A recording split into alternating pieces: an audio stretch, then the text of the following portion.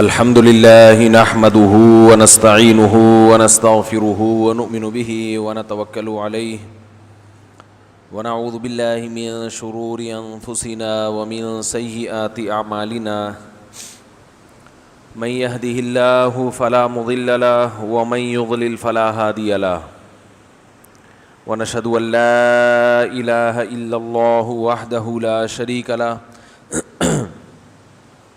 ونشهد أن محمدًا عبده ورسوله صلی اللہ تعالی علیہ وعلى آلہ وأصحابہ وبارک وسلم تسلیما کثیرا کثیرا۔ اگر اس کو بند کر دیں تو زیادہ اچھا نہیں ہے، شور بہت ہے۔ جہاں باقی لوگ پنکھے کے نیچے بیٹھے ہوئے ہیں تو تھوڑی دیر کے لیے آپ بھی اسی پنکھے کے نیچے بیٹھ جائیں۔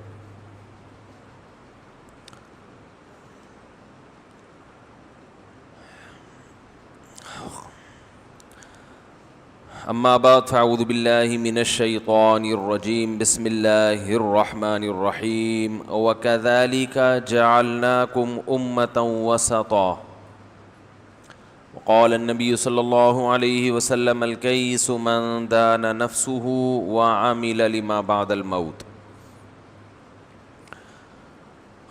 قرآن مجید کی ایک آیت میں نے تلاوت کی ہے، نبی صلی اللہ علیہ وسلم کی ایک حدیث پڑھی ہے۔ اللہ تعالیٰ سے دعا ہے اللہ تعالیٰ صحیح طرح سے بات کہنے کی، سننے کی، سمجھنے کی اور پھر ہم سب کو عمل کی توفیق عطا فرمائے۔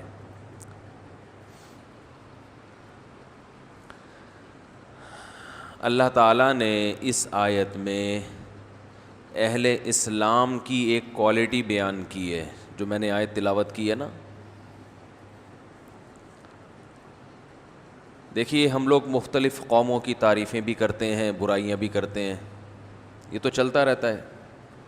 بھائی فلاں ایسے ہوتے ہیں، سامنے والا کہتا ہے نہیں ایسے نہیں ہوتے، یہ چلتا ہے نا مارکیٹ میں۔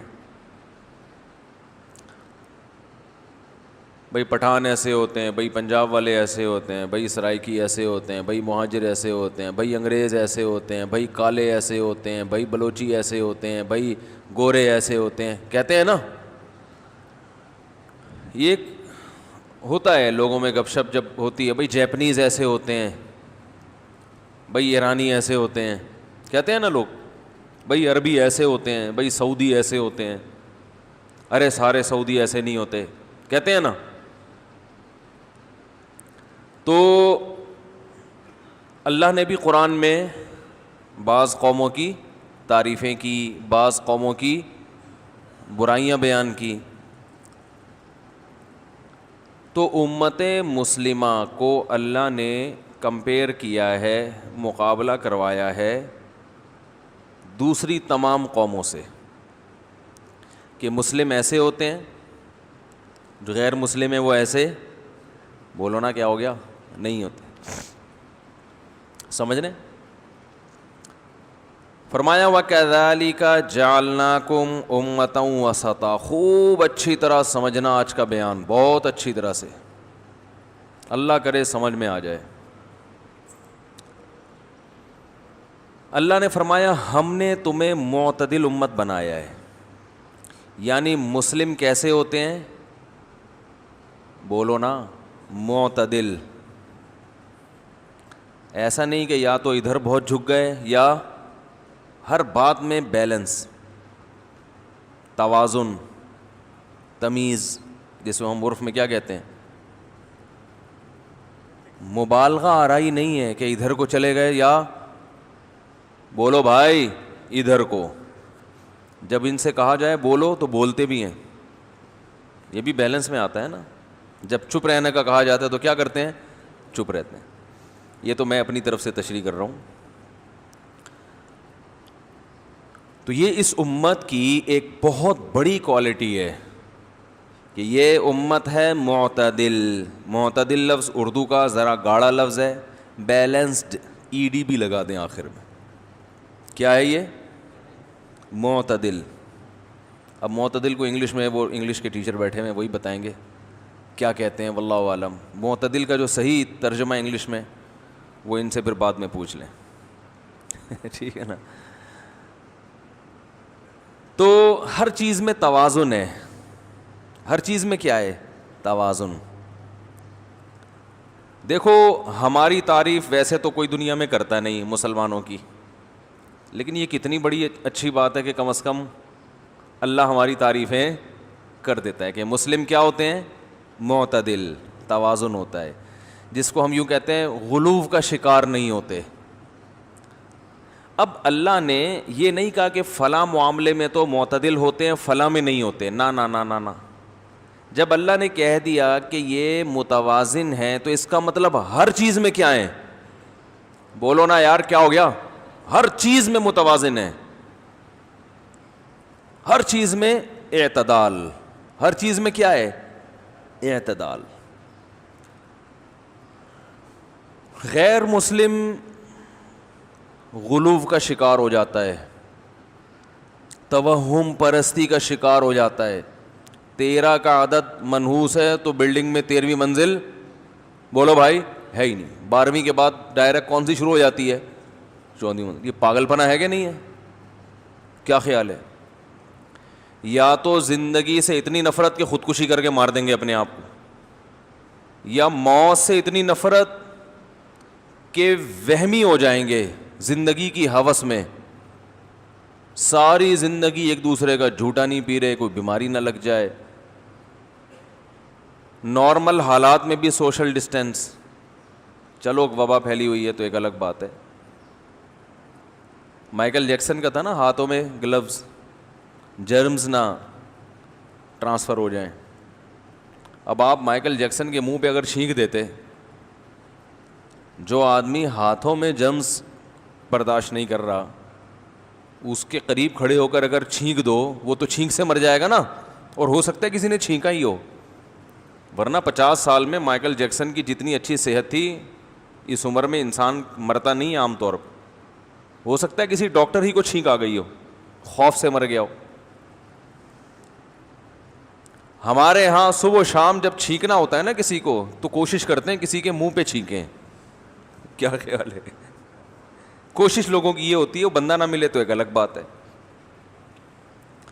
تو مسجدوں میں دیکھ لیں, وضو خانے میں جب قلیاں کرتے ہیں تو کیا حالت ہوتی ہے, عجیب سا ایک اللہ کی پناہ ہے, بس تو بیان کرنے کے قابل نہیں ہے. کیسے کیسے تھپیڑے پڑے ہوئے نظر آئیں گے آپ کو وضو خانوں میں. تو خیر یہ اچھا کام نہیں ہے کہیں آپ سمجھیں کہ میں تعریفیں کر رہا ہوں مسلمانوں کی. اللہ نے اہل اسلام کی ایک صفت بیان کی کہ ان میں کیا ہوتا ہے؟ اعتدال. کیا ہوتا ہے بھائی؟ اعتدال. اعتدال کی ڈیفینیشن کیا ہے؟ اچھا پہلے تو میں یہ عرض کر رہا تھا کہ جب اللہ نے کہہ دیا کہ معتدل امت ہے, اور اللہ نے کسی خاص چیز کو ہائی لائٹ نہیں کیا کہ اس معاملے میں معتدل, تو اس سے پتہ چلتا ہے کہ کوئی اسپیسیفک کوئی خاص مثال اس لیے نہیں دی گئی ہے کہ ہر چیز میں معتدل ہے. ارے 2-4 مثالیں بیان کر دی جاتی, 2-4 مثالیں, تو اس کا مطلب یہ ہوتا ہے انہی چیزوں میں ہے باقیوں میں نہیں. میں فروعی مسائل میں غلو کا قائل نہیں ہوں, لیکن میں جو رفع الیدین کرتے ہیں نا ان سے کہتا ہوں کہ نہ کرنے والوں کے دلائل بھی کمزور نہیں ہیں, ان کو بھی مان لو. یہ بھی غلو ہے کہ ایک طرف کے دلائل کو تو مان رہے ہو, دوسرے کو بالکل لفٹ ہی نہیں کراتے. یہ میرا موضوع نہیں ہے, درمیان میں گریبیاں لگاتا ہوں میں, عادت ہے میری. دھونے والے انسان جب کھا رہا ہوتا ہے نا, کہیں دعوت ہوتی ہے بھائی, کہیں دعوت ہوتی ہے تو آپ فوکس ایک کھانے کو کرتے ہیں, لیکن میزبان کہتا ہے یار یہ بھی میں نے تمہارے لیے بنائے ہیں تو دھونے والے لے لو یہاں سے. کہتا ہے نا مہمان, سوری میزبان, کہ یار یہ اتنا کچھ رکھا ہوا ہے, ٹھیک ہے آپ نہیں کھاتے لیکن میری چاہت کے لیے دھونے والے یہاں سے بھی لے لے. تو بیان کے دوران ہم ایک دھونے والے دائیں بائیں بھی لے لیتے ہیں, وہ بھی لوگوں کی ضرورت ہے. امام ترمذی جو امام بخاری کے شاگرد ہیں, انہوں نے جب رفع الیدین کرنے کی حدیث ذکر کی ہے نا, اس کے نیچے لکھا ہے وَبِهِ يَقُولُ بعض اہل العلم من اصحاب النبی صلی اللہ علیہ وسلم. رفع الیدین کرنا یہ قول اہل علم میں بعض صحابہ کا ہے, سمجھ میں آ رہی ہے بات؟ اہل علم میں بعض صحابہ. جب رفع الیدین نہ کرنے کی حدیث ذکر کی ہے تو امام ترمذی کہتے ہیں وَبِهِ يَقُولُ غَيْرُ وَاحِدٍ مِّنْ أَهْلِ الْعِلْمِ مِنْ أَصْحَابِ النَّبِيِّ صلی اللہ علیہ وسلم. یہی قول بہت سارے صحابہ کا ہے اہل علم. سمجھ میں نہیں آ رہی میرا خیال ہے بات؟ یہ قول اہل علم میں بہت سے صحابہ کا ہے. اور کمال کی بات یہ کہ جب رفع الیدین کرنے کا ذکر کیا اور فرمایا کہ یہی قول بعض اہل علم صحابہ کا ہے تو ان صحابہ کے نام بھی ہائی لائٹ کیے ہیں. لیکن جب یہ ذکر کیا رفع الیدین نہ کرنے کی حدیث تو نیچے لکھا ہے کہ یہ بہت سارے صحابہ کا قول ہے, ان کے نام ذکر بولو بھائی نہیں کیے. اس لیے کہ جو چیز متعین اور محدود ہوتی ہے اس کا نام لیا جاتا ہے, اور یہ بتانے کے لیے کہ ان کے علاوہ جو تھے وہ سب کیا تھے, بولو بھائی, نہیں کرنے کے قائل تھے. اب بات سے بات نکلتی ہے, چلی گئی ہے تو پھر کیونکہ ادھورے کلپ بنتے ہیں پھر لوگ لتاڑتے ہیں. اس میں بعض حضرات یہ کہتے ہیں کہ رفع الیدین کرنے کی حدیثیں زیادہ ہیں, لہذا کرنا سنت ہے, نہ کرنے کی حدیثیں کم ہیں. تو اس میں دو مبالغے ہوتے ہیں, یاد رکھو. کرنے کی حدیثیں یہ جو کہا جاتا ہے نا زیادہ ہیں, میں مانتا ہوں زیادہ ہیں, اتنی نہیں ہے جتنا دعویٰ کیا جاتا ہے. کیونکہ تکبیر تحریمہ والا رفع الیدین کی حدیثیں بھی اس میں ڈال دی جاتی ہیں, سمجھ رہے ہیں نا. اور جن جن مقامات پر رفع الیدین کرنا سنت ہے ان کے علاوہ جو حدیثیں جن سے نہ کرنے کی بھی ثابت ہو رہی ہے وہ بھی اسی میں ڈال دی جاتی ہیں. حالانکہ ان سے ایک میں مثال سے بات سمجھاتا ہوں. بخاری میں ایسی حدیث بھی ہے کہ رکوع میں جاتے ہوئے کیا, رکوع سے اٹھتے ہوئے نہیں کیا. اب یہ حنفیہ کی دلیل ہے کہ نبی نے رفع الیدین آہستہ آہستہ ترک کیا ہے. آہستہ آہستہ کیا کیا ہے آپ صلی اللہ علیہ وسلم نے؟ کیونکہ سنن نسائی کی بالکل صحیح حدیث جس کو علامہ ناصر الدین البانی رحمہ اللہ نے بھی صحیح کہا ہے, اس میں آتا ہے کہ 2 سجدوں کے درمیان بھی نبی نے رفع الیدین کیا ہے. امام ابو حنیفہ کا دعویٰ ہے کہ نبی صلی اللہ علیہ وسلم نے رفع الیدین کرتے تھے مگر آخر عمر میں ترک کیا ہے. کیونکہ ہمیں جو رفع الیدین کی حدیثیں ملتی ہیں ان میں یہ بھی ملتا ہے کہ 2 سجدوں کے درمیان کیا, جس کو سب مانتے ہیں کہ وہ آپ نے بولو بھائی چھوڑ دیا. یہ بھی حدیث ملتی ہے کہ سلام کے وقت بھی رفع الیدین تھا لیکن وہ بھی نبی صلی اللہ علیہ وسلم نے چھوڑ دیا. صحیح مسلم کی حدیث ہے کہ صحابہ کرام سلام کے وقت رفع الیدین کر رہے تھے. آپ صلی اللہ علیہ وسلم نے فرمایا مالی اراکم رافعی ایدیکم کأنها اذناب خیل شمس اسکنوا فی الصلاۃ. میں تمہیں دیکھتا ہوں کہ سرکش گھوڑوں کی دموں کی طرح تم ہاتھ ہلا رہے ہو, یہ کیا کر رہے ہو؟ نماز میں سکون پیدا کرو. یہ کون سا رفع الیدین تھا؟ سلام کے وقت. اس پہ یہ بعض حضرات کہتے ہیں کہ بھائی اس کا تو سلام سے تعلق ہے نا, اس کا عام رفع الیدین سے تھوڑی ہے.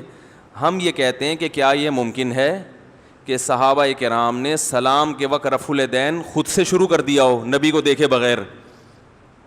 اس سے پتہ چلتا ہے کہ نبی کا پہلا عمل سلام کے وقت رفع الیدین بھی بولو بھائی تھا, جو نبی نے ترک کر دیا. لیکن بعض صحابہ کرتے رہے تو آپ نے ان کو منع کیا. بعض لوگ کہتے ہیں کہ جو کام نبی نے خود کیا ہو تو نبی اس پر تنبیہ اتنے سخت الفاظ سے نہیں کر سکتے.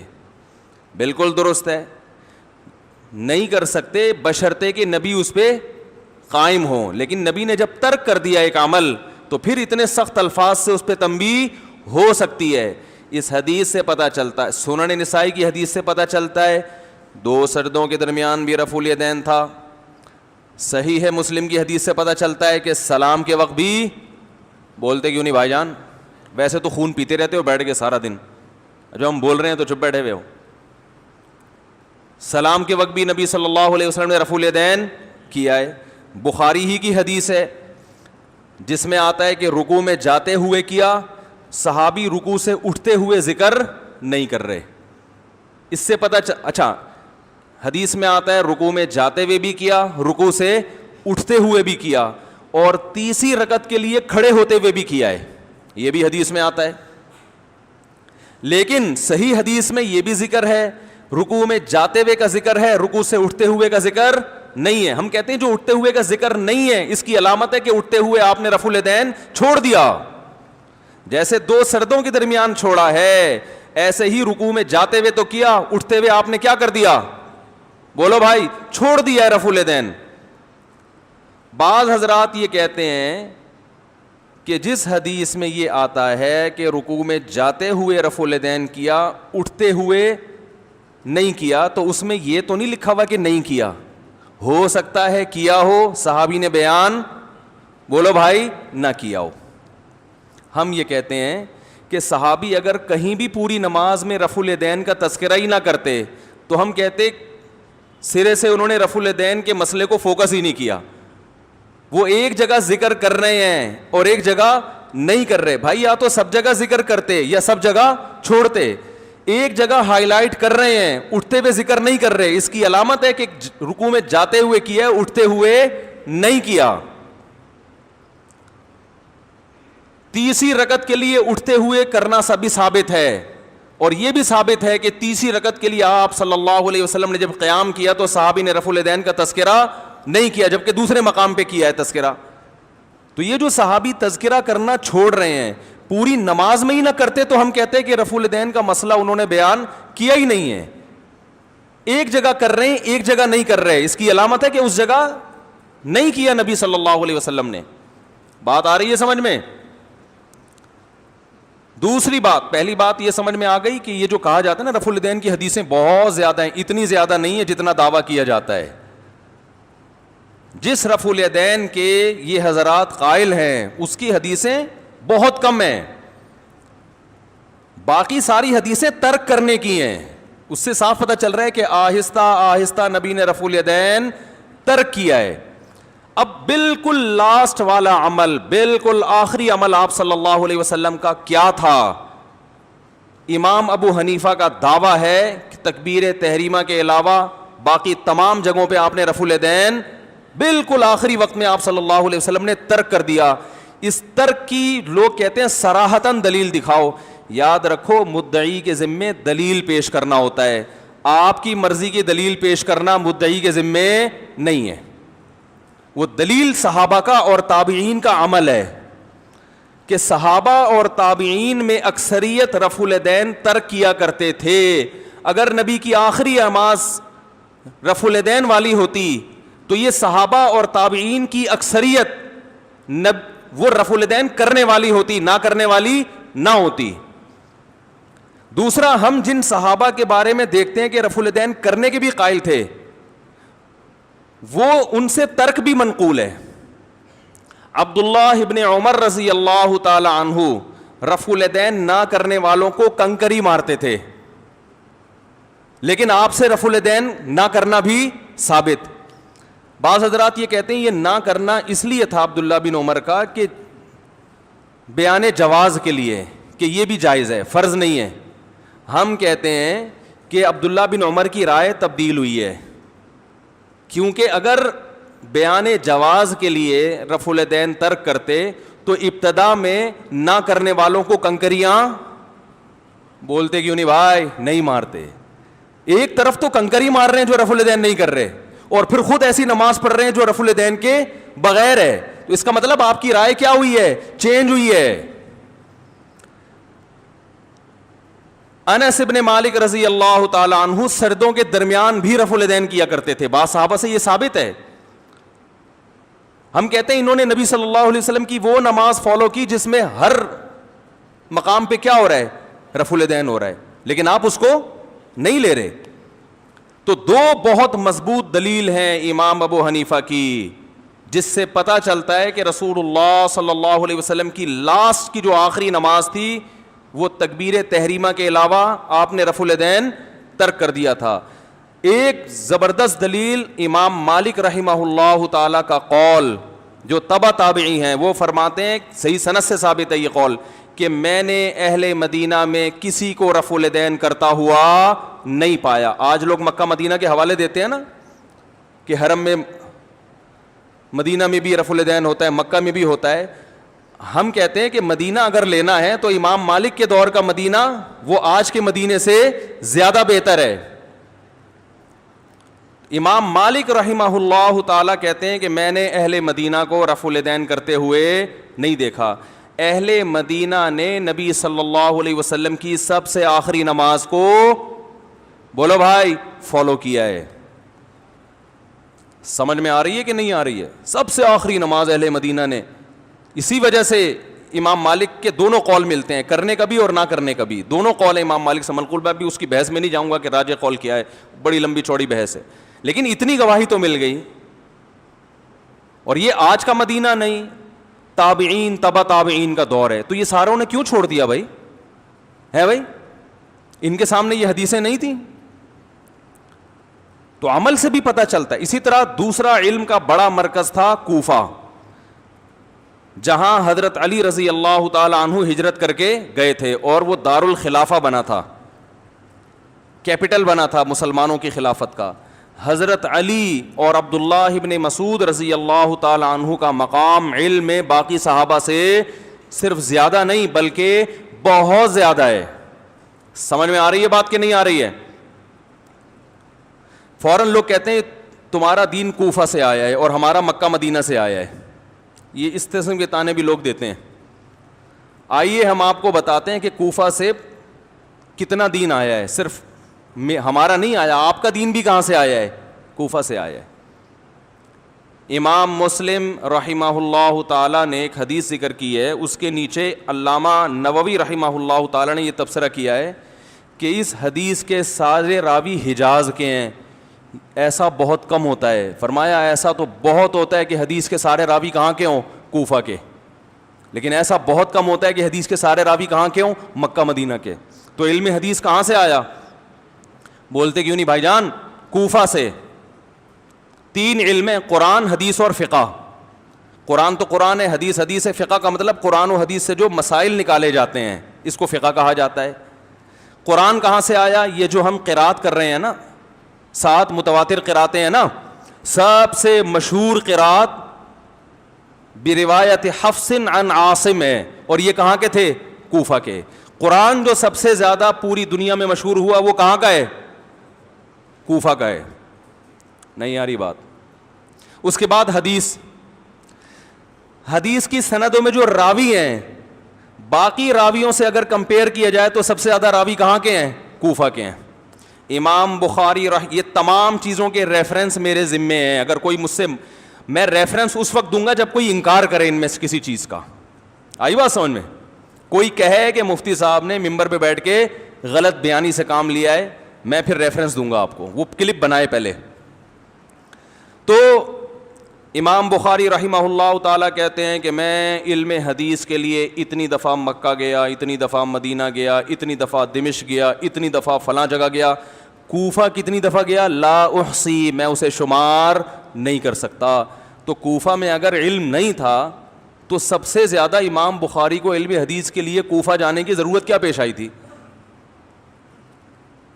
تو علم حدیث راوی بھی سب سے زیادہ کوفہ کے ہیں. تیسری چیز ہے فقہ. قرآن و حدیث سے جو مسائل نکالے گئے ہیں نا, اجتہاد کیا گیا ہے. علامہ ابن تیمیہ رحمہ اللہ تعالیٰ فرماتے ہیں کہ کسی صحابی کے فتاوی اور اس صحابی کے شاگردوں کے فتاوی اتنے مشہور نہیں ہوئے جتنے عبداللہ ابن مسعود اور ان کے شاگردوں کے فتاوی مشہور ہوئے. فتویٰ کسے کہتے ہیں؟ قرآن حدیث سے مسئلہ نکال کے لوگوں کو بتانا, تو فتاوی. اور عبداللہ بن مسعود کہاں کے تھے؟ بولو نا بھائی جان, کوفہ کے تھے. اور وہ بھی رفع الیدین کے قائل, بولو بھائی, نہیں تھے. انجینئر نے دعویٰ کیا ہے کہ ترمذی کی جو حدیث ہے نا, کوئی اس کو صحیح ثابت کر کے دکھا دے جس میں آتا ہے کہ عبداللہ بن مسعود رفع الیدین کے قائل نہیں تھے. انہوں نے نبی کی نماز بتائی نا, لیکن جب ثابت کرنے کے لیے بلاؤ تو محترم چیلنج کر کے پتلی گلی سے ان کے بہت سارے چیلنج ایسے ہیں جو انہوں نے کیے اور گھننے بن کے مارکیٹ سے شارٹ ہو گئے. دعویٰ کیا اور ایک دم مارکیٹ سے کیا ہو گئے, موضوع ہی چینج کر دیا. ہم لوگوں کو کہہ رہے ہیں جا کے یہ سوال پوچھو پرچی پہ.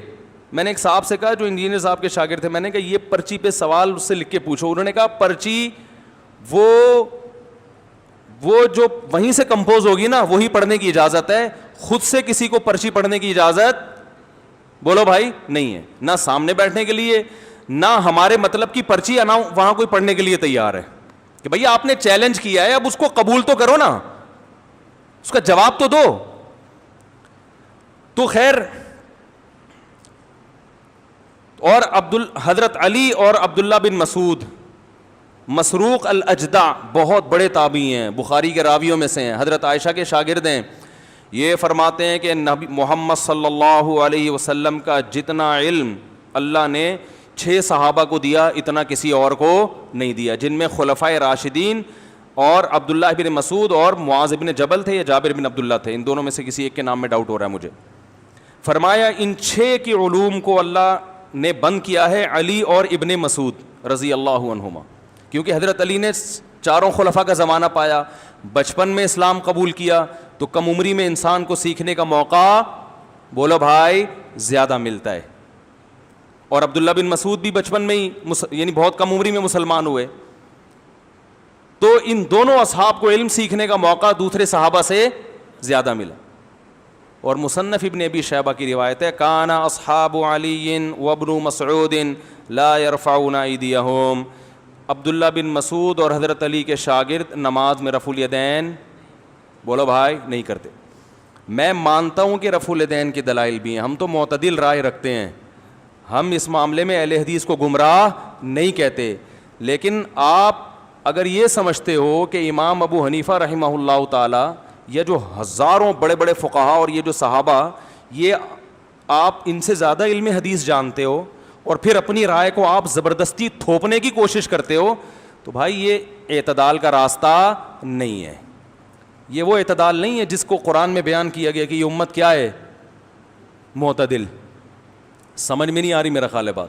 تو دلائل ہر ایک کے پاس ہوتے ہیں, اور امام ابو حنیفہ کی ویسے بھی عادت ہے کہ احادیث میں جو حدیث قرآن سے زیادہ میچ کرتی ہے وہ اس کو لیتے ہیں. قرآن میں اللہ نے حکم دیا نا قوموا للہ قانتین, اور خشوع و خضوع کا حکم دیا, تو فرماتے ہیں رفع الیدین نہ کرنا یہ خشوع و خضوع کے زیادہ قریب ہے, اس میں حرکت کم ہے. اب فوراً فتویٰ لگا دیں گے اچھا رفع الیدین جو کرتے ہیں ان کی نماز خشوع و خضوع والی نہیں ہے. او بھائی ہم ایسا فتویٰ نہیں لگا رہے, رائے ہے نا مجتہد کی کہ نہ کرنے والی حدیث قرآن کے کیا ہے زیادہ قریب, اس میں انسان کو سکون حرکت کم سے کم ہوتی ہے.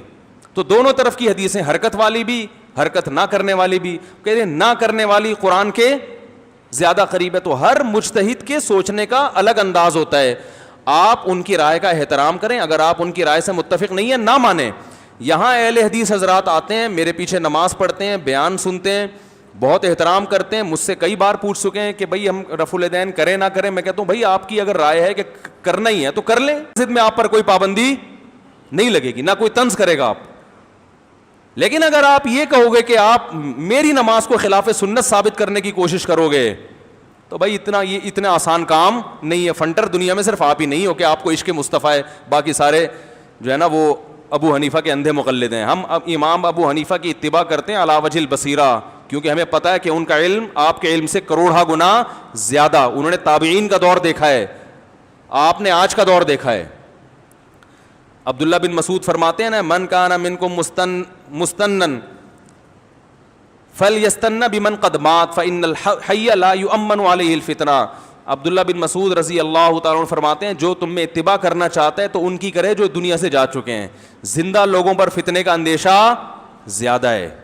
زندہ کے بارے میں ہے کہ اپنے مقتدیوں کو خوش کرنے کے لیے ایسی باتیں کر رہا ہے, ٹھیک ہے نا, ادھر سے سعودیہ سے ریال مل رہے ہیں اس لیے ایسی باتیں کر رہا ہے, توحید پر بیان تو کر رہا ہے مگر اس کا مقصد توحید نہیں ہے, سعودی عرب سے کیا مقصد ہے, پیسے لینا مقصد ہے. زندوں کے بارے میں سارے احتمالات ہیں. تو کہاں سے کہاں بات چلی گئی, اور بھی بہت کچھ ہے اس پہ کہنے کے لیے, ابھی چھوڑو. خیر جی, تو کیا بات چل رہی تھی یار, بیلنس. تو یہ بھی بیلنس ہی کی بات ہے کہ فروعی مسائل میں اعتدال والی راہ. ہم نے عربوں کو دیکھا ہے, بسا اوقات ہمارے ہاں آیا کرتے تھے, رفع الیدین چھوڑ دیا کرتے تھے. وہ کہتے تھے یہ بھی ایک بڑے مجتہد کا قول ہے, تو سب اسی طرح پڑھ رہے ہیں تو ہم بھی ایسے ہی پڑھ لیتے ہیں, اختلاف نہ کریں ہم. اور ہمارے یہاں دیکھو, جو اپنی رائے ہوگی نا تھوپے گا, ٹھوسے گا. مجھے یاد ہے بچپن میں ایک دفعہ نماز پڑھ رہا تھا, ایک صاحب میرے قریب آ کے کھڑے ہو گئے, امام کے پیچھے فاتحہ پڑھنا شروع کر دی زور زور سے مجھے چڑھانے کے لیے. میں مانتا ہوں کہ یہ کسی ایک طبقے میں ایسے غالی نہیں ہے, ہر طبقے میں ہوتے ہیں, ہمارے یہاں بھی ہوتے ہیں. میرا مقصد کسی خاص مسلک پہ رد کرنا نہیں ہے, ہر مسلک میں معتدل بھی ہیں اور فتنہ پرست بھی ہیں. تو ایک صاحب آئے میرے پاس کھڑے ہو گئے, زور زور سے فاتحہ پڑھنے لگے امام کے پیچھے. مجھے بڑی الجھن ہو رہی تھی, بھائی چپ ہو جاؤ یار, میں ادھر سنوں یا تمہاری سنوں. نماز کے بعد جو ہے نا میں نے ان سے پوچھا بھائی کیوں, تو پھر وہ حدیث پیش کرنے لگے نا. حدیث میں آتا ہے جو امام کے پیچھے فاتحہ نہیں پڑھتا, جو فاتحہ نہیں پڑھتا اس کی نماز نہیں ہوتی. میں نے کہا یار یہ مجھے ویسے ہی سلام کے بعد بتا دیتے آپ. یعنی جان کر ایسا کام کرنا جس سے دوسرے کے جذبات کیا ہو, مجروح ہوں, اور پھر وہ, کیونکہ اگر وہ یہ نہ کرتے تو میں سلام کے بعد ان سے پوچھتا نہیں. میں نے کہا اگر امام کے پیچھے فاتحہ ہے بھی تو اتنی زور سے, وہ میں بتا رہا تھا نا کہ وہ ایک امام صاحب تقریر کر رہے تھے, حضرت علی نے فرمایا.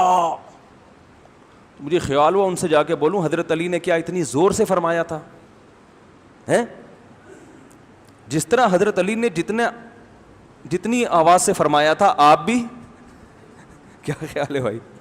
ایک تو مائک کی آواز اتنی تیز خطیب صاحب کی, اوپر سے اتنا زور سے چیخ رہے ہیں کہ مقتدیوں کے کان پھٹ رہے ہیں. میں نے ایک دفعہ تقریر سنی, میں نے کہا میرے اندر یہ تقریر سننے کا حوصلہ نہیں ہے, کان پھٹ جائیں گے. تو بھائی حضرت علی نے جتنی آرام سے فرمایا آپ بھی, حضرت علی کے تو بڑے اچھے اخلاق تھے. تو ایسے ہی اگر نبی نے حکم دیا امام کے پیچھے فاتحہ پڑھو تو اتنی زور سے پڑھنے کا حکم نہیں دیا کہ دوسرے کو کیا ہو, جو نہ پڑھنے کے قائل ہے ان کو تکلیف ہو. تو یہ فتنہ ہمارے ہاں یہ زیادہ ہے, باقی دنیا میں نہیں ہے. سعودی عرب میں آپ جائیں ایک ہی جگہ رفع الیدین کرنے والا ہوگا, ساتھ میں نہ کرنے والا ہوگا. بڑی بڑی پوسٹوں پہ ہر طرح کے لوگ ہیں. وہ لوگ تو اس کا خیال نہیں کرتے. بیت اللہ کی چابیاں جس خاندان کے ہاتھ میں ہے نا وہ حنفی ہیں, پتہ ہے آپ کو, فقہ حنفی کو فالو کرتے ہیں, وہ رفع الیدین نہیں کرتے. تو نہ وہ سعودی حکومت نے یہ دیکھا کہ یہ چونکہ امام حنیفہ کے فالوورز ہیں تو بیت اللہ کی چابی کم از کم ان کے ہاتھ میں نہیں آنی چاہیے, یہ تو حدیث کو مانتے ہی نہیں ہیں. نہ ان کے علماء نے کبھی احتجاج کیا. لیکن جو حرمین کے امام ہیں وہ حنبلی ہیں, تو اس پہ بیت اللہ کے جو چابی بردار ہیں ان کو کبھی اعتراض بولو بھائی نہیں ہوا. اس لیے کہ سب مکاتب فکر سب کی اصل کیا ہے, قرآن و سنت ہی ہے, سب صحابہ تابعین سے ثابت ہے, تو سب ٹھیک ہے. لیکن کوئی انڈیا یا پاکستان کا بندہ چلا جائے نا, وہ بم بن کے آتا ہے. کورونا سے اتنا سوشل ڈسٹینس ضروری نہیں ہے جتنا اس قسم کے فتنوں سے سوشل ڈسٹینس بولو بھائی ضروری ہے. دور سے دیکھو تو سمجھ لو کہ آگے ٹکر مارے گا یہ. خیر کہاں سے کہاں بات چلی گئی بھائی, جلدی سے بات کو سمیٹیں. دوبارہ اسی ٹون میں آ جاتا ہوں میں, ٹھیک ہے.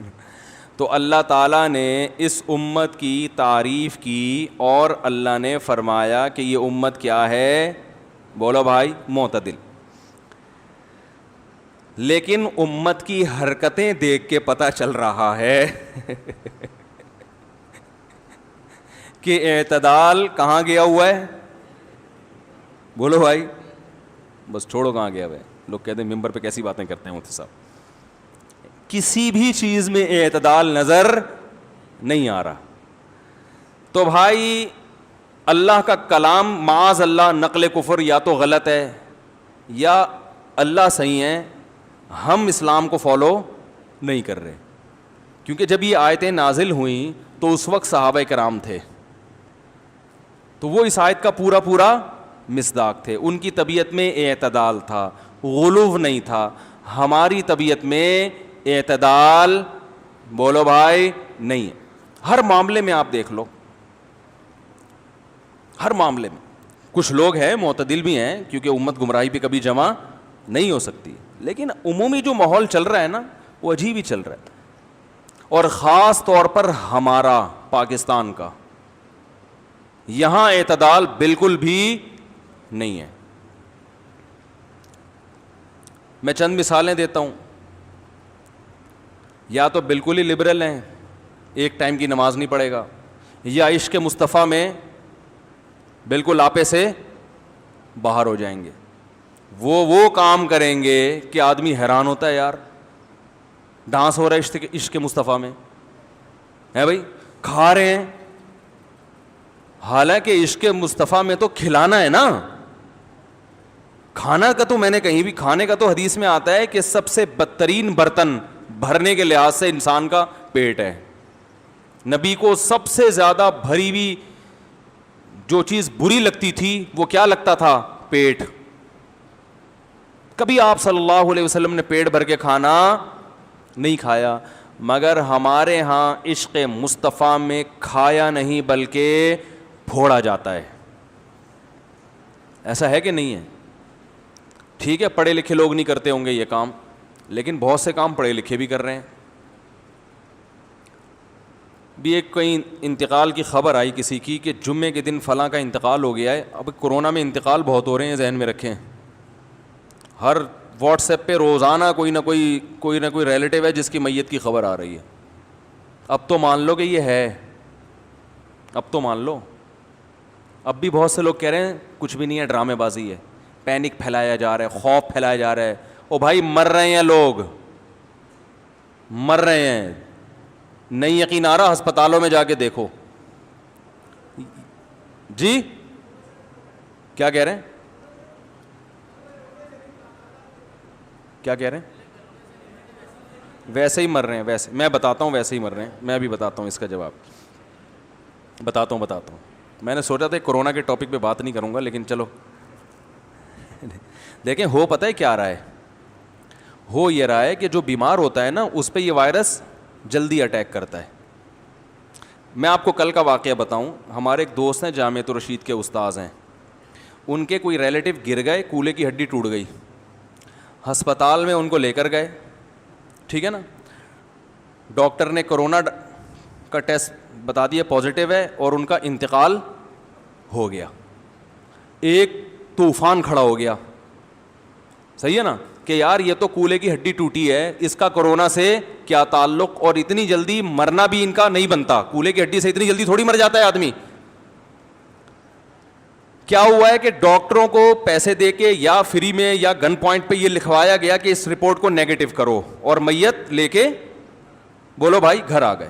کل میری بات ہوئی جن کے چچا تھے نا سگے, بھتیجے سے میری ڈائریکٹ کل بات ہوئی. میں نے کہا اصل کہانی کیا ہے؟ انہوں نے کہا دنیا کو یہی بتایا ہے کہ کرونا نہیں تھا, حقیقت میں کیا تھا؟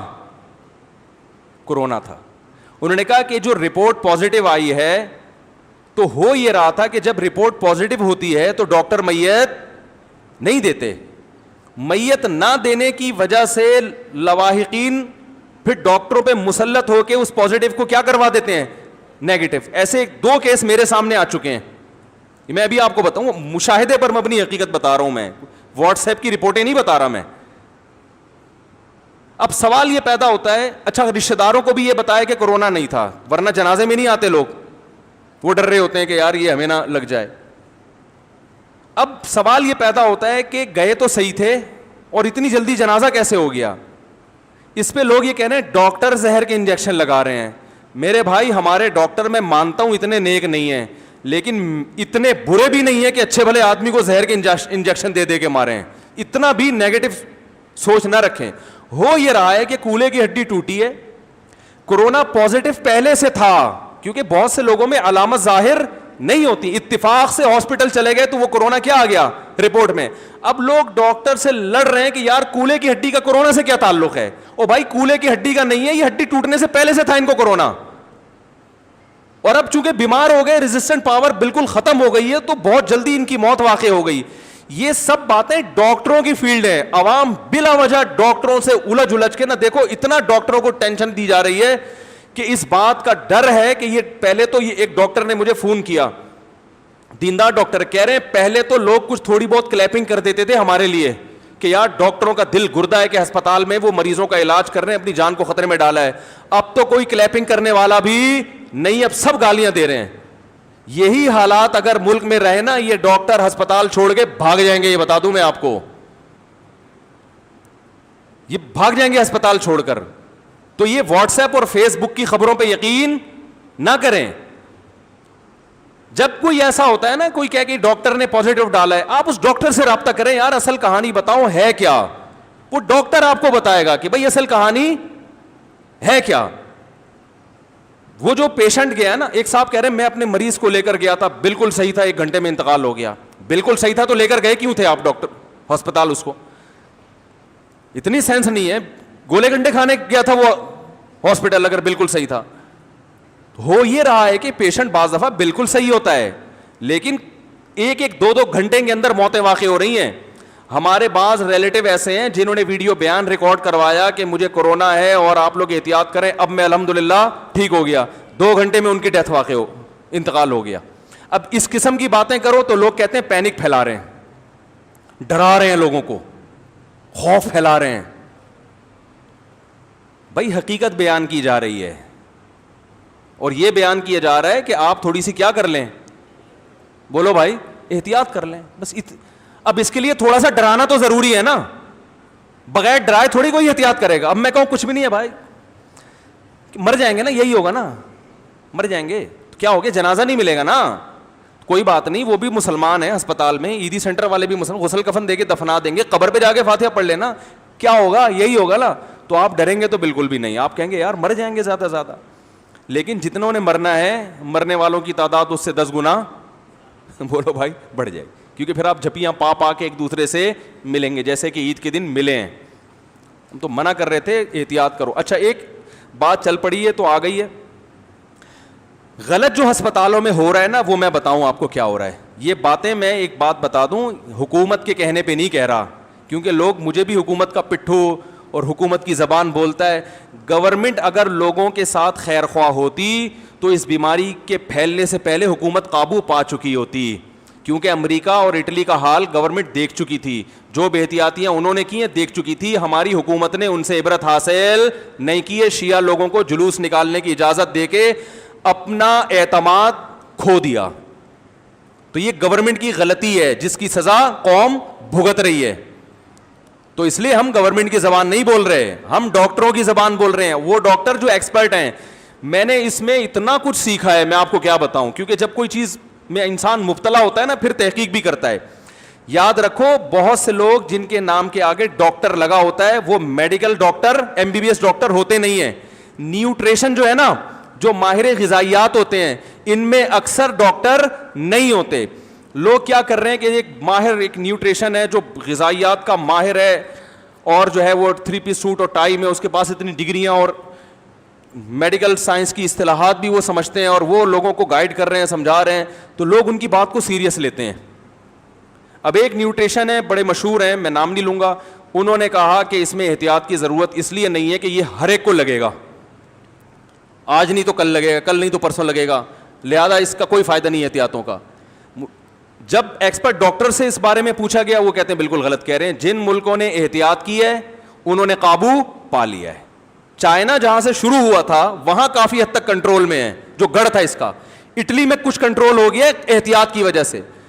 تو ایک آدمی مشورہ دے رہے کہ احتیاط نہ کرو, ساری دنیا کے بڑے بڑے ممالک احتیاط کروا رہے ہیں, ڈاکٹرز ایک طرف ہیں, آپ ان لاکھوں ڈاکٹروں کو چھوڑ کر ایک آدمی کی بات مان رہے ہو, تو اس کا مطلب فالٹ کہاں ہے, آپ کے اندر فالٹ ہے. تو ابھی وہ دیکھو نا کیسے کیسے نسخے, ادرک کا قہوہ پی لیں, زیتون کے قطرے ٹپکا لیں, اور سنا مکھی, اس کے کتنے فضائل چلے تھے ابھی, اس کی وجہ سے کیا نقصان ہوا, لوگوں کو جلاب لگے, موشن لگے, وہ گرم ہوتی ہے, موشن سے آدمی کی ویسے بھی امیونٹی سسٹم کیا ہو جاتا ہے, ڈاؤن ہو جاتا ہے, جن کو نہیں بھی ہونا تھا ان کو بھی اٹیک ہوا ہے. تو یہ جو ٹوٹکے آ رہے ہیں نا, ایک صاحب نے کہا کہ بلڈ لے کے دوسرے میں ٹھوک دیا جائے, علاج دریافت ہو گیا. ایک حکیم صاحب کا بھی میں نے آڈیو سنی کہ خون, اصل میں جب یہ کورونا اٹیک کرتا ہے تو خون گاڑھا ہو جاتا ہے, خون گاڑھا ہوتا ہے تو پتلا کر دو تو صحیح ہو جاتا ہے. تو میں آج کل لوگوں کی خون پتلا کرنے میں لگا ہوا ہوں. میں نے کہا حکیم صاحب خدا کا واسطہ یار, اللہ کو مانو, الو نہ بناؤ لوگوں کو, آپ بولو مجھے نہیں اس کا علاج پتا, بس ختم. تو بہت طبیعت سے, اور یہ صرف پاکستان میں ہو رہا ہے, گوروں میں ہو رہا ہے تھوڑے پیمانے پر, گوروں میں بھی ایسے کچھ سرفرے ہوتے ہیں, پوری قوم ایک طرف, وہ اپنی کمپنی اپنے یوٹیوب چینل کو گرو کرنے کے لیے اٹھ کے ایک بیان داغ دے گا, اور کوئی انگلش کی کتابیں ناول وغیرہ پاکستانیوں کو کیا پتہ یہ کیا ہے ٹھیک ہے نا, کچھ انگلش کی کتابیں سامنے رکھ دیں اور کہا کہ یہ سب ڈرامہ ہے, ٹوپی ڈرامہ ہے, کچھ بھی نہیں ہے. تو لوگ کہتے ہیں انگریز انگلش میں بیان کر رہا ہے. تو یاد رکھو جیسے ہمارے ہاں ہوتے ہیں کچھ سرفرے ہوتے ہیں, پوری قوم ایک طرف, ان کی اپنی رپورٹ آ رہی ہوتی ہے, تو گوروں میں بھی ایسے لوگ ہوتے ہیں لیکن کم ہوتے ہیں. ہمارے ہاں ہول سیل کے حساب سے ہیں, ان کے ہاں تھوڑے ہیں. تو وہ بھی ایسا کرتے ہیں, پوری قوم ایک طرف جا رہی ہے تو کچھ نہ کچھ کلپ بنا کے ڈال دو, چلے گی. دیکھو چلتی وہ چیز ہے جو قوم سے ہٹ کر ہو, وہی باتیں جو سب کر رہے ہیں اگر وہ کریں. دیکھو میں نے کلپ ریکارڈ کروایا تھا, کتا حلال, ایک آدمی نے کہا نا, دعویٰ کیا تھا نا کتا حلال ہے. ایک آدمی نے فتویٰ دیا کہ کتا حلال ہے. لوگوں نے کہا یہ کیسے ہو گیا؟ اس نے کہا میرے پاس دلائل ہیں بھائی. کیا یار آج تک سنتے آئے ہیں کتا حرام ہے, کہہ رہے یہ سب 2 نمبر مولوی ہیں جو کتے کو حرام کہتے ہیں, اصل میں سب کی دکانیں چل رہی ہیں نا, تو میں پھکی لے کر آ جاؤں پھکی. تو لوگوں نے کہا دلائل دو. اس نے کہا ایسے نہیں, مناظرہ کروں گا کھلے عام, ساری دنیا دیکھے گی, اس میں ثابت کروں گا کہ کتا کیا ہے, حلال ہے. اب جناب اس کا چیلنج کوئی قبول ہی نہیں کر رہا. جو مفتیان کرام میں بول رہے ہیں ہم اس کو لفٹ کیوں کرائیں, یہ کیا ہے, یہ پہلے یہ تو ثابت کرے کہ یہ بھی کوئی بہت بڑی فلم ہے, کوئی فنٹر ہے. لیکن اس نے کہا دیکھو میرا چیلنج اس لیے قبول نہیں ہو رہا کہ ان کے پاس دلائل نہیں ہے. بالآخر وہ لوگوں نے علماء کو مجبور کیا, حضرت کچھ تو مناظرہ کریں. اس نے کہا مناظرہ 4 آدمیوں میں نہیں ہوگا, کھلے عام. اب وہ خبر پھیلتی بڑا اسٹیج لگا, لاکھوں لوگ جمع ہو گئے, ادھر بڑے بڑے پگڑیاں پہن کے علماء آ گئے, یہ جناب ایک طرف, بڑا نام پھیل گیا جی اس کا. اس نے کہا بھائی بات یہ ہے کہ کتا تو حرام تھا, حرام ہی ہے, مجھے دنیا میں کوئی جانتا ہی نہیں تھا. اب کم از کم جہاں بھی جاؤں گا لوگ سلام کریں گے, اچھا وہی ہیں. تو مشہور ہونے کا ایک طریقہ یہ ہوتا ہے کہ پوری قوم جس طرف جا رہی ہے نا, آپ ایک شوشہ چھوڑ دیں اور پتلی گلی سے نکل لیں. یاد رکھو ہم نے تجربوں سے ایک بات سیکھی ہے, جو جس فیلڈ کا نہیں ہے نا اس کو اس میں ٹانگ اڑانے مت دو. دیکھو علماء کرام میں کچھ علماء ایسے ہوتے ہیں جو مدرسوں سے فارغ ہوئے علم حاصل کرنے کے بعد, اس کے بعد پھر وہ علم کو اوڑھنا بچھونا نہیں بناتے, بلکہ وہ واعظ و نصیحت میں لگ گئے یا تبلیغ میں زندگی لگا دی انہوں نے. درس و تدریس سے ان کا واسطہ کم رہتا ہے. ان علماء کی استعداد میں اور وہ علماء جن کا اوڑھنا بچھونا علم ہو, ان دونوں کی صلاحیت میں زمین آسمان کا فرق ہوتا ہے. حضرت مفتی تقی عثمانی صاحب جو اتنے بڑے علامے ہیں, وجہ اس کی یہ ہے کہ جب وہ عالم بنے تو اس کے بعد سے اب تک پوری زندگی ان کا کام ہی کیا ہے, فتویٰ, تحقیق, درس, تدریس, تفسیر. صحیح ہے نا؟ تو مدرسے سے ہی منسلک ہیں وہ. آپ مجھے بتاؤ ایک ڈاکٹر MBBS کر کے وہ آ جائے اور گولا گنڈا بیچنا شروع کر دے, تو آپ اس کی ڈگری سے متاثر ہو گئے ہیں بھائی؟ آپ جاؤ گے 10 سال کے بعد اس سے علاج کرانے, وہ کہے گا یار میں نے MBBS کیا ہوا, دیکھو پراپر ڈاکٹر ہوں میں, اور ہاؤس جاب بھی 2 سال کی 1 سال کی کر چکا ہوں میں. آپ بولو گے بھائی آپ نے کیا ہے, لیکن اس کے بعد آپ اس کے علاوہ دنیا کا ہر کام کر رہے ہیں. ایکسپرٹ ڈاکٹر اس کو نہیں کہتے جس نے MBBS کر لی ہے, کرنے کے بعد وہ اپنے شعبے میں اس نے ایک زندگی کھپائی ہو. پھر ہر ڈاکٹر کو ہر فیلڈ میں معلومات نہیں ہوتی. ہمارے ایک استاد ہیں, ان کو بلڈ پریشر کی بیماری ہے. مجھے کل انہوں نے اپنا واقعہ سنایا کہ یار میں نے ایک بہت ایکسپرٹ ڈاکٹر تھے, ان کو میں نے فون کیا کہ بلڈ پریشر میں یہ دوا کھانا مناسب ہے, یہ کھانا. تو انہوں نے کہا دیکھیں میری فیلڈ بلڈ پریشر نہیں ہے, میں چائلڈ اسپیشلسٹ ہوں, تو آپ یہ کسی اس ڈاکٹر سے پوچھیں جس کی فیلڈ کیا ہے. کہتے ہیں مجھے اچھا لگا کہ دیکھو یہ پڑھا لکھا ہونے کی علامت ہے. ہمارے ہاں جس کی جو فیلڈ نہیں ہے نا سب سے زیادہ ایکسپرٹ وہ اسی میں ہوگا. خون پتلا کر کے کرونا کا کیا کر رہا ہے, ادرک کے قہوے پلا پلا کے, نیمبو چٹا چٹا کے کیا ہو رہا ہے. اگر یہ اتنا آسان ہوتا میرے بھائی تو یہ پاگل ہے. یہ ساری دنیا جو ہے لاک ڈاؤن کی وجہ سے اربوں خربوں روپے کی مالیت کا بیڑا غرق ہو گیا جہاز فضائی کمپنیوں کا, لاکھوں لوگ بے روزگار ہو گئے. ان کے لیے ادرک اور لیمو کو اتنا مشکل کام تھوڑی ہے یہ. تو اس لیے بھائی اگر ایکسپرٹ ڈاکٹر تک آپ کی رسائی ہے تو ٹھیک ہے, نہیں تو چپ کر کے بیٹھ جاؤ آرام. جیسے ساری دنیا چل رہی ہے نا ایسے چلو. میں نے ایک بیان کیا تھا کہ ماحول کے, بھائی میری گھڑی صحیح ٹائم بتا رہی ہے, کیا ٹائم ہو رہا ہے؟ 16 ہو رہے ہیں نا. اچھا یہ گھڑی 2:45 بجا رہی ہے. ہاں تو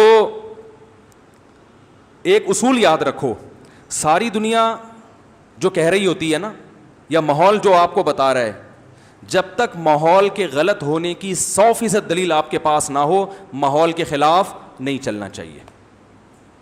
لوگ کہتے ہیں نا جہاں دنیا جا رہی ہے اس کے اگینسٹ چلو. نا نا نا نا, جہاں دنیا جا رہی ہے وہیں چلو تم بھی. ہاں جہاں دنیا جا رہی ہے اس دنیا کے غلط ہونے کے 100% دلائل اگر آپ کے پاس آ جائیں, پھر ادھر نہ جاؤ. بلا وجہ ماحول سے ٹکر لینا یہ اچھا کام, بولتے کیوں نہیں. ماحول یہ چل رہا ہے کہ دولہا شیروانی پہنتا ہے, ماحول چل رہا ہے نا. دولہا عام طور پہ پگڑی بھی پہنتے ہیں یا 3 پیس سوٹ پہن لیتے ہیں, ماحول یہ چل رہا ہے. ساری دنیا, انگریز بھی کرتے ہیں, جب بھی دولہا بنتے ہیں تھوڑے سے تو نہا دھو کے آ جائیں گے نا وہ بھی. تو آپ نے کیا کیا, ماحول جس طرف جا رہا ہے میں ماحول کے اگینسٹ چلوں گا. یہ کیا سارا ہی شیروانی, میں دھوتی بنیان میں آؤں گا. آ جاؤ آپ دھوتی بنیان میں. اب کوئی آپ سے کہے کہ یار یہ آپ کو کوئی کہاں حدیث میں لکھا ہے کہ جی شیروانی ہی پہننی ہے, میں ماحول کو نہیں, ساری دنیا اگر ایک کام کر رہی ہے تو میں بھی وہی کام کروں, پھر دنیا میں اور مجھ میں فرق کیا ہو گیا؟ بے وقوف کہیں گے کہ نہیں کہیں گے؟ او بھائی جان ساری دنیا ایک کام کر رہی ہے, کلچر کا حصہ ہے یہ, غلط تھوڑی کر رہی ہے. آپ یا تو دلائل سے ثابت کریں کہ غلط کر رہی ہے. اس لیے مجھے عامر لیاقت کے کرتوں پہ کبھی اعتراض, بولو بھائی, نہیں ہوا. لوگ بڑا اعتراض کرتے ہیں ہر بیان میں نیا کرتا ہوتا ہے. بھائی کوئی بات نہیں, کرتا ہے تو پہننے دو یار. تو جو ماحول چل رہا ہے نا, ماحول یہ چل رہا ہے کہ سب نے اپنے بچوں کو کیا پڑھانا ہے, اسکول بھیجنا ہے کہ نہیں بھیجنا. آپ فنٹر اٹھے, آپ نے کہا میں اسکول نہیں بھیجوں گا کیونکہ اسکول میں یہ ہوتا ہے, اسکول میں یہ ہوتا ہے. بچہ باغی ہو جائے گا بڑے ہو کر, بولے گا سب بچے اسکول جا رہے ہیں, میرے ابا مجھے کوئی نہیں بھیج رہے ہیں.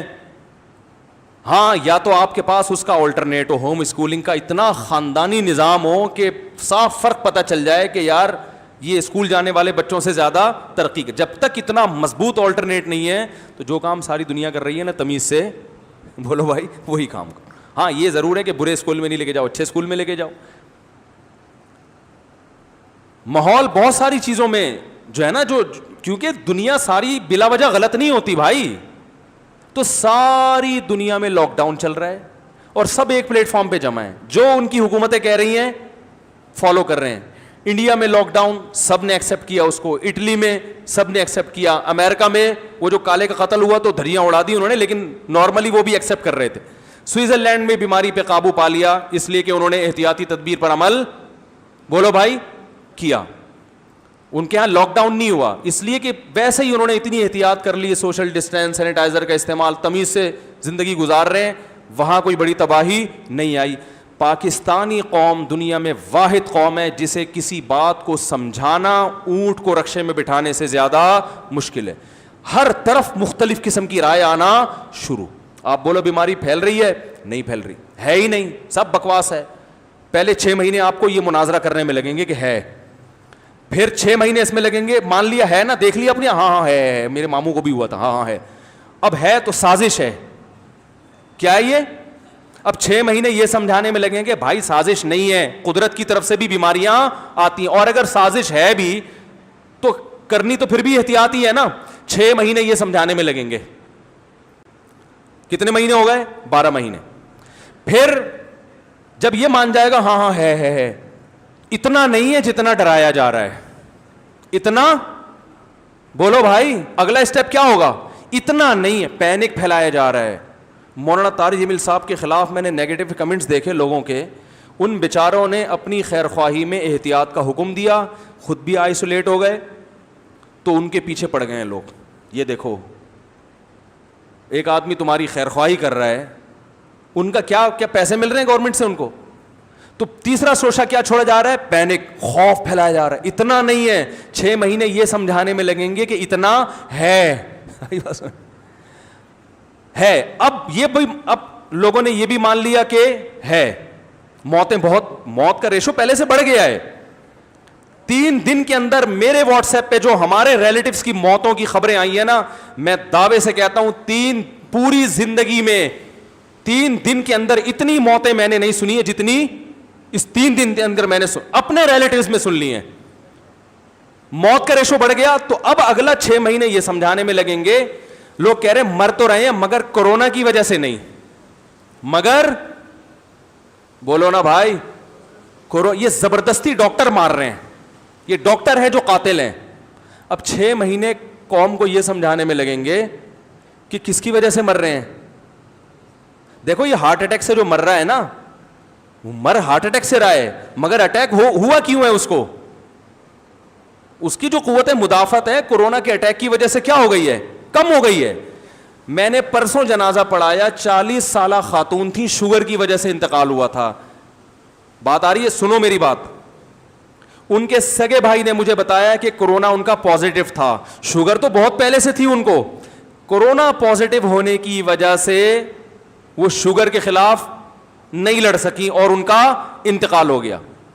انہوں نے خود مجھے بتایا کہ میں نے اپنے تعلقات استعمال کر کے کورونا کو نیگیٹو کروایا ہے تاکہ میت مجھے مل جائے, اور رشتہ داروں میں یہی مشہور کرایا کہ کورونا بولو بھائی نہیں ہے, کیونکہ ایک خوف و ہراس پھیل جاتا ہے. جنازہ میں نے پڑھایا ان کا, تو ہارٹ اٹیک سے مر رہا ہے کوئی, شوگر سے مر رہا ہے, وہ ڈاکٹر جب کہتا ہے نا پازیٹو ہے تو بلا وجہ ڈاکٹر کو کہنا جھوٹ بول رہا ہے. اور یہ دنیا کا سب سے بڑا جھوٹ ہے کہ کورونا کا کیس بنانے پر ڈاکٹر کو پیسے ملتے ہیں. ڈاکٹر کو ایک دھیلا بھی بولو نا بھائی نہیں ملتا. کورونا میں ڈالنے میں ڈاکٹر کو کچھ بھی نہیں مل رہا. اس میں جو باقی جو مسائل کھڑے ہیں نا, یہ جو بڑا مسئلہ ہو رہا ہے نا, جو خطرناک, وہ یہ ہو رہا ہے کہ پرائیویٹ ہسپتالوں نے علاج کی فیسیں بڑھا دی ہیں, جو کہ انتہائی غیر اخلاقی حرکت ہے. اس وقت قوم کا ساتھ دینے کے لیے اپنے چارجز ان کو کم کرنے چاہیے تھے, انہوں نے اس کو کیا بنا لیا؟ بزنس. یہ ایک نیگیٹو چیز ہے جس کے خلاف آواز اٹھنی چاہیے. اللہ تعالیٰ عمل کی توفیق عطا فرمائے. جمعے کی نماز کے بعد جنہوں نے بیٹھنا ہوگا بیٹھیں, اس ٹاپک پہ میں تھوڑی سی مزید بات کروں گا.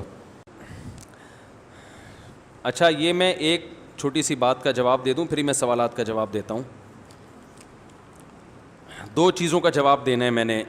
یہی جو میں نے ابھی بیان کیا نا, پینک پھیلایا جا رہا ہے, ڈرایا جا رہا ہے, یہ ڈرایا اس لیے جا رہا ہے تاکہ احتیاط کرو. اس کا مقصد آپ کو خوفزدہ کر کے مارنا نہیں ہے.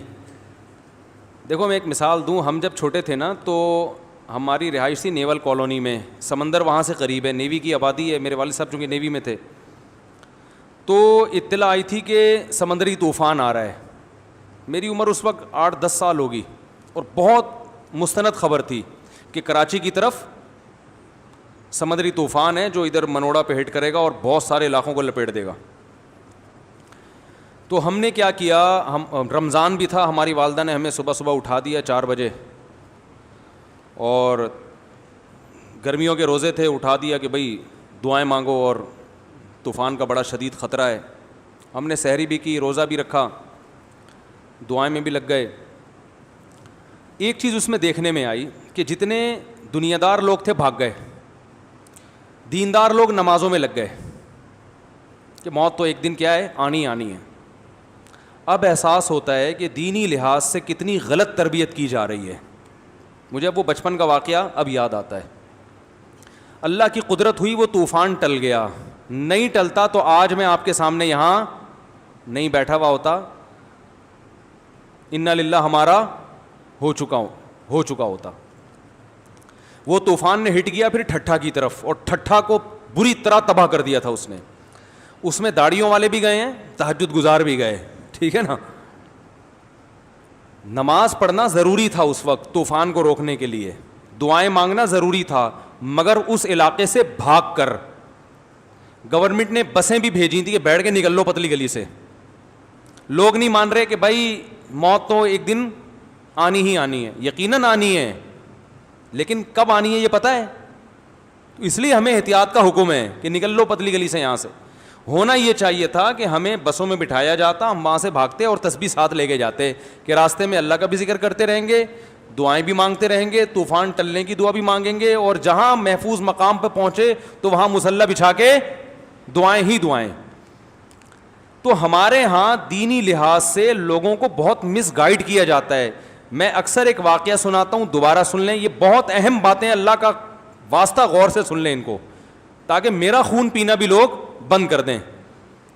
مجھ سے کل کسی نے پوچھا آپ کے فینس کا کیا حال ہے, میں نے کہا آج کل گرم ہوائیں پھینک رہے ہیں ہمارے فینس جو ہے نا, وہ کہہ رہے ہیں لوگوں کو ڈرا رہا ہے, لوگوں کو ڈرا رہا ہے, الٹی الٹی باتیں کر رہا ہے. اس موقع پہ تو توکل سکھانا چاہیے, اس موقع پہ تو لوگوں کو بتانا چاہیے کہ ڈرو نہیں, صحیح ہے نا, جمے رہو اور وغیرہ وغیرہ. تو سنو میری بات غور سے, میں ایک اکثر واقعہ بیان کرتا ہوں, فرضی واقعہ ہے لیکن اس سے جو سبق حاصل ہوتا ہے وہ بالکل ٹھیک ہے. ایک گاؤں میں کسی نے اطلاع دی کہ سیلاب آ رہا ہے.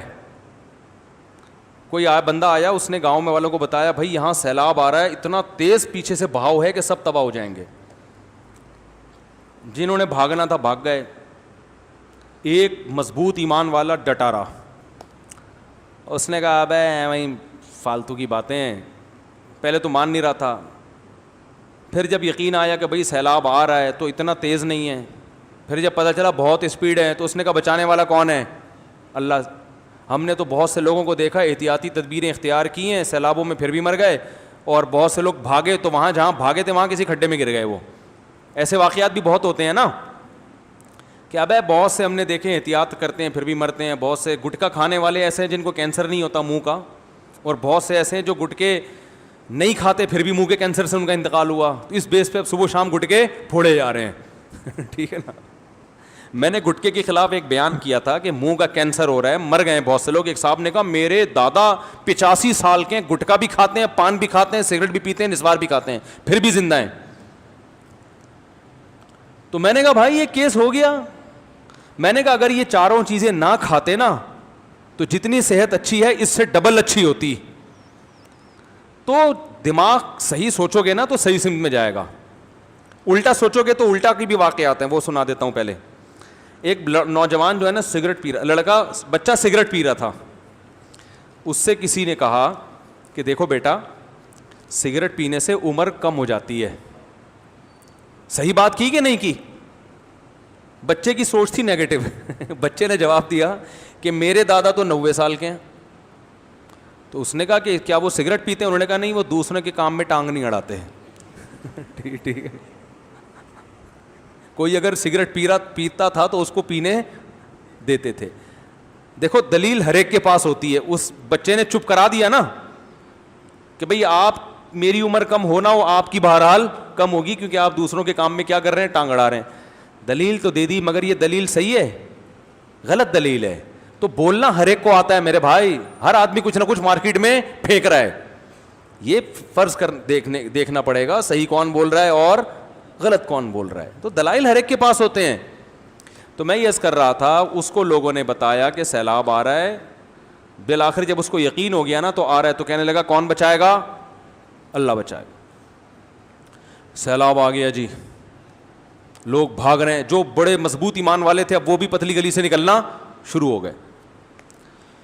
اس نے کہا اصل تو ایمان کا امتحان اب شروع ہوا ہے. ٹھیک ہے نا. جب سیلاب کو اپنی آنکھوں سے دیکھ لیا, لوگوں نے کہا بھائی بھاگ جا. اس نے کہا بچانے والی ذات اللہ کی ہے, نہیں بھاگوں گا, اللہ بچائے گا. بالآخر جب سیلاب نے اس کے گھر کو بھی گھیر لیا, اب پانی میں تیرنے لگا, تو حکومت نے کشتیاں بھیجیں کہ جو ابھی بھی پانی میں ہیں وہ کشتی میں بیٹھ جائیں. اب گورنمنٹ کی طرف سے اعلانات ہو رہے ہیں بھائی جو رہ گئی ہیں کشتی میں آ جائیں. وہ کہہ رہے نہیں بچانے والا کون ہے؟ بولتے کیوں نہیں, کیا ہو گیا؟ مجھے تو آپ لوگ بھی اسی کیٹیگری کے لگ رہے ہو. بچانے والا کون ہے؟ اللہ ہے. اچھا بھائی, کشتی آ گئی, نہیں بیٹھا. جب پانی بہت اوپر چلا گیا تو اب آخری حربے کے طور پہ حکومت نے ہیلی کاپٹر بھیجے, سیڑھیاں پھینکی کہ بھائی اب بھی جو رہ گئے نا سیڑھیوں سے لٹک جائیں. اس نے کہا اصل امتحان تو اب شروع ہوا ہے, نہ ہیلی کاپٹر پہ اعتماد نہیں کروں گا. بچانے والا کون ہے؟ اللہ. بالآخر یہ کہتے کہتے انا للہ ہو گیا. کسی نے کہتے ہیں خواب میں دیکھا. کیا ہوا؟ کہتے ہیں میں نے, اس بندے نے کہا یار میں نے اللہ سے شکایت کی مرنے کے بعد, اے اللہ اتنا میں نے تیرے پر اعتماد کیا, تو نے میرے توکل کی ذرا بھی لاج نہیں رکھی. تو اللہ میاں نے جواب میں اس سے کہا کمبخت, میں نے تیرے لیے پہلے اناؤنس کروایا کہ طوفان آ رہا ہے, حکومت کے ذریعے اعلان کروایا, ورنہ بہت جگہ پر سیلاب آتا ہے پبلک کو پتہ نہیں چلتا, اسی لیے کروایا تاکہ تو احتیاط کر بھاگ جائے یہاں سے. لیکن تو نہیں بھاگا. پھر میں نے سیلاب تجھے اپنی آنکھوں سے دکھا دیا تاکہ تو بھاگ جائے، کمبخت تو پھر بھی نہیں بھاگا۔ پھر میں نے کہا میرا بندہ مجھ پہ اعتماد کر رہا ہے، چلو کشتیاں بھیجو اس کے لیے، شاید اب بچ جائے۔ میں نے کشتیاں بھیجی تو کشتی میں بھی سوار نہیں ہونا، یہ چاہیے تھا تجھے اسی وقت مار دیا جاتا، لیکن میں نے کہا میرا بندہ ہے، اب اس کے لیے ہیلی کاپٹر بھیجتا ہوں میں۔ ہیلی کاپٹر بھیجے تو اس پہ بھی سوار نہیں ہو، تو نے مرنے کی، تو پہ تو خودکشی کا کیس ڈلے گا۔ بالکل یہی حال ہو رہا ہے کورونا کے ساتھ۔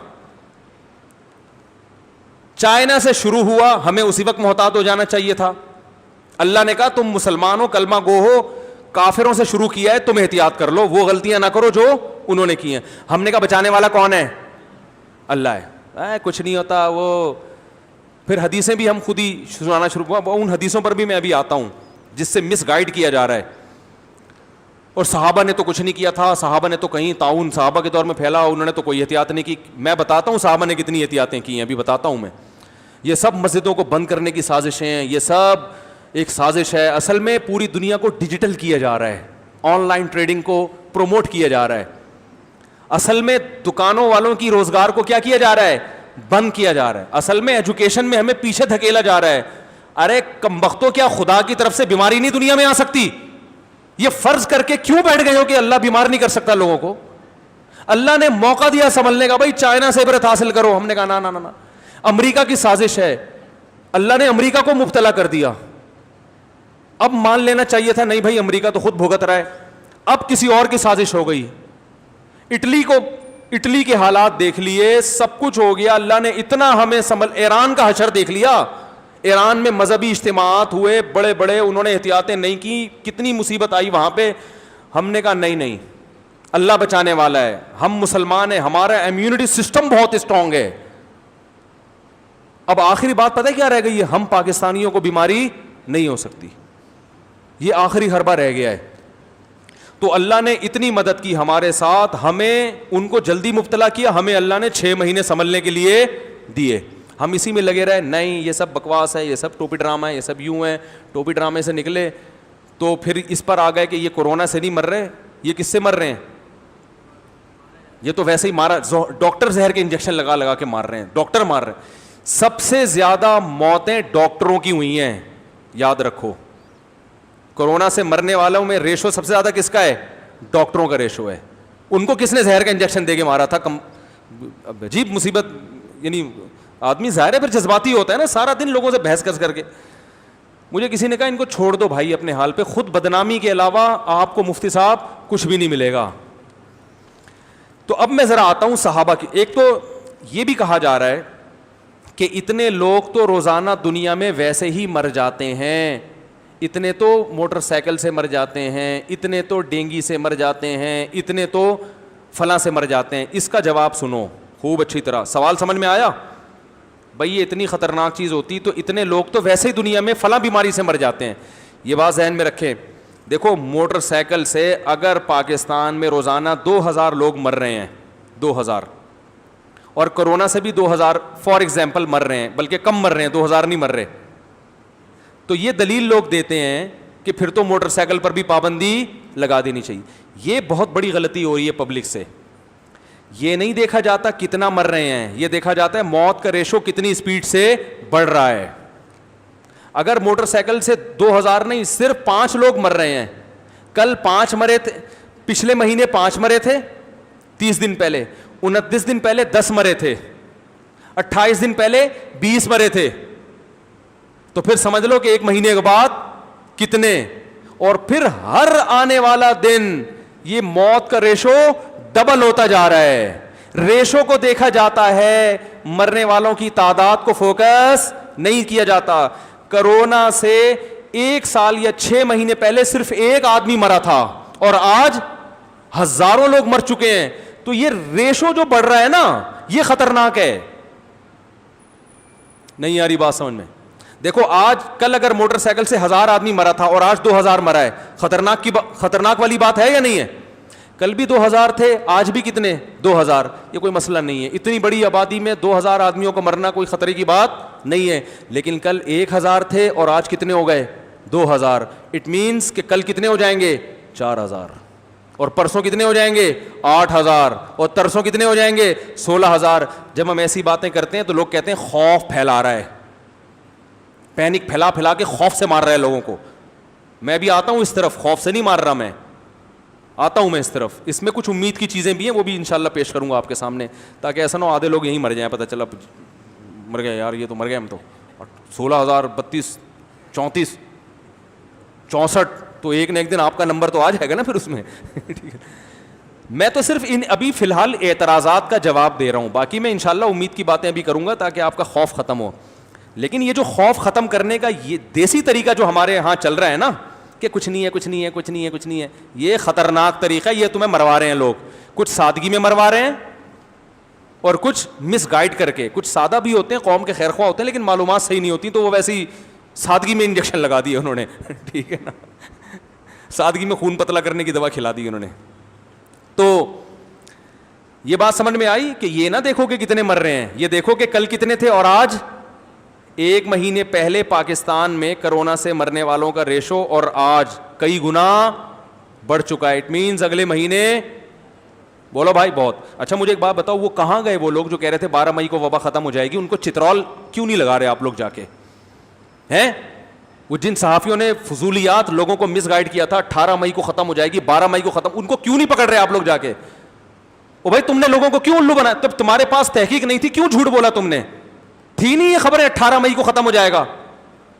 دوسرا, ہمارے اس وقت مناظرے ہو رہے تھے لوگوں سے, لوگ کہہ رہے تھے ٹیمپریچر جب اتنا ہوگا تو یہ کیا ہو جائے گا ختم. کہاں گئے وہ ٹیمپریچر والے؟ اب بات ہی نہیں کر رہے اس موضوع پر. جب اتنا ٹیمپریچر ہوگا نا تو کیا ہو جائے گا؟ یہ سردیوں کا وائرس ہے, یہ گرمیوں کا نہیں ہے. ہم اس وقت مناظرہ کر رہے تھے لوگوں سے, بحث کر رہے تھے, او بھائی ایسا یہ کون سی, یہ تو کسی کتاب میں نہیں لکھا. بھائی جب ایک ملفوظ ہمارے پاس ہے تو پھر وہی لے لینا چاہیے نا. میں اپنی طرف سے کیوں کہوں یہ کون سی کتاب؟ جب ایک ریڈی میڈ ہمارے پاس ایک ملفوظ ایک سینٹنس آ گیا ہے تو اب میں ریڈی میڈ سینٹنس, دیکھو ریڈی میڈ اگر آپ کو ناپ کا کرتا بازار سے مل رہا ہے تو کپڑا خرید کے سلوانے کی ضرورت نہیں ہے. تو اب جہاں بھی قیامت کا تذکرہ آئے گا, کتاب کا تذکرہ آئے گا, تو پھر میں ریڈی میڈ الفاظ ادھار لوں گا, یہ تو کسی کتاب میں نہیں لکھا. آئی بات سمجھ میں؟ تو وہ لوگ کہاں گئے جو کہہ رہے تھے 18 مئی کو ختم ہو جائے گا؟ میرا مقصد ان لوگوں پہ طنز کرنا نہیں ہے جو یہ کہہ رہے تھے اتنا ٹیمپریچر بڑھے گا تو یہ کیا ہو جائے گا ختم, ان پہ بھی طنز کرنا نہیں ہے. میرا مقصد صرف آپ کو یہ بتانا ہے کہ ہمارے ہاں تحقیق کا کوئی معیار نہیں ہے, تاکہ آئندہ ان لوگوں کی تحقیق پر آپ اعتماد نہ کریں. یہ کہنے کا مقصد ہے. ان کی ذات سے ہمیں کوئی تکلیف نہیں ہے, ہر چیز میں ایکسپرٹ کو تلاش کرنے کی کوشش کریں, یہ مقصد ہے. یہ صحافیوں کا کام نہیں ہے کہ 18 مئی کو ختم ہو جائے گا. صحافی رپورٹ پیش کر رہے ہیں 18 مئی کو کیا ہو جائے گا ختم, اور آج کیا ہے جون ختم ہونے والا ہے میرا خیال ہے. تو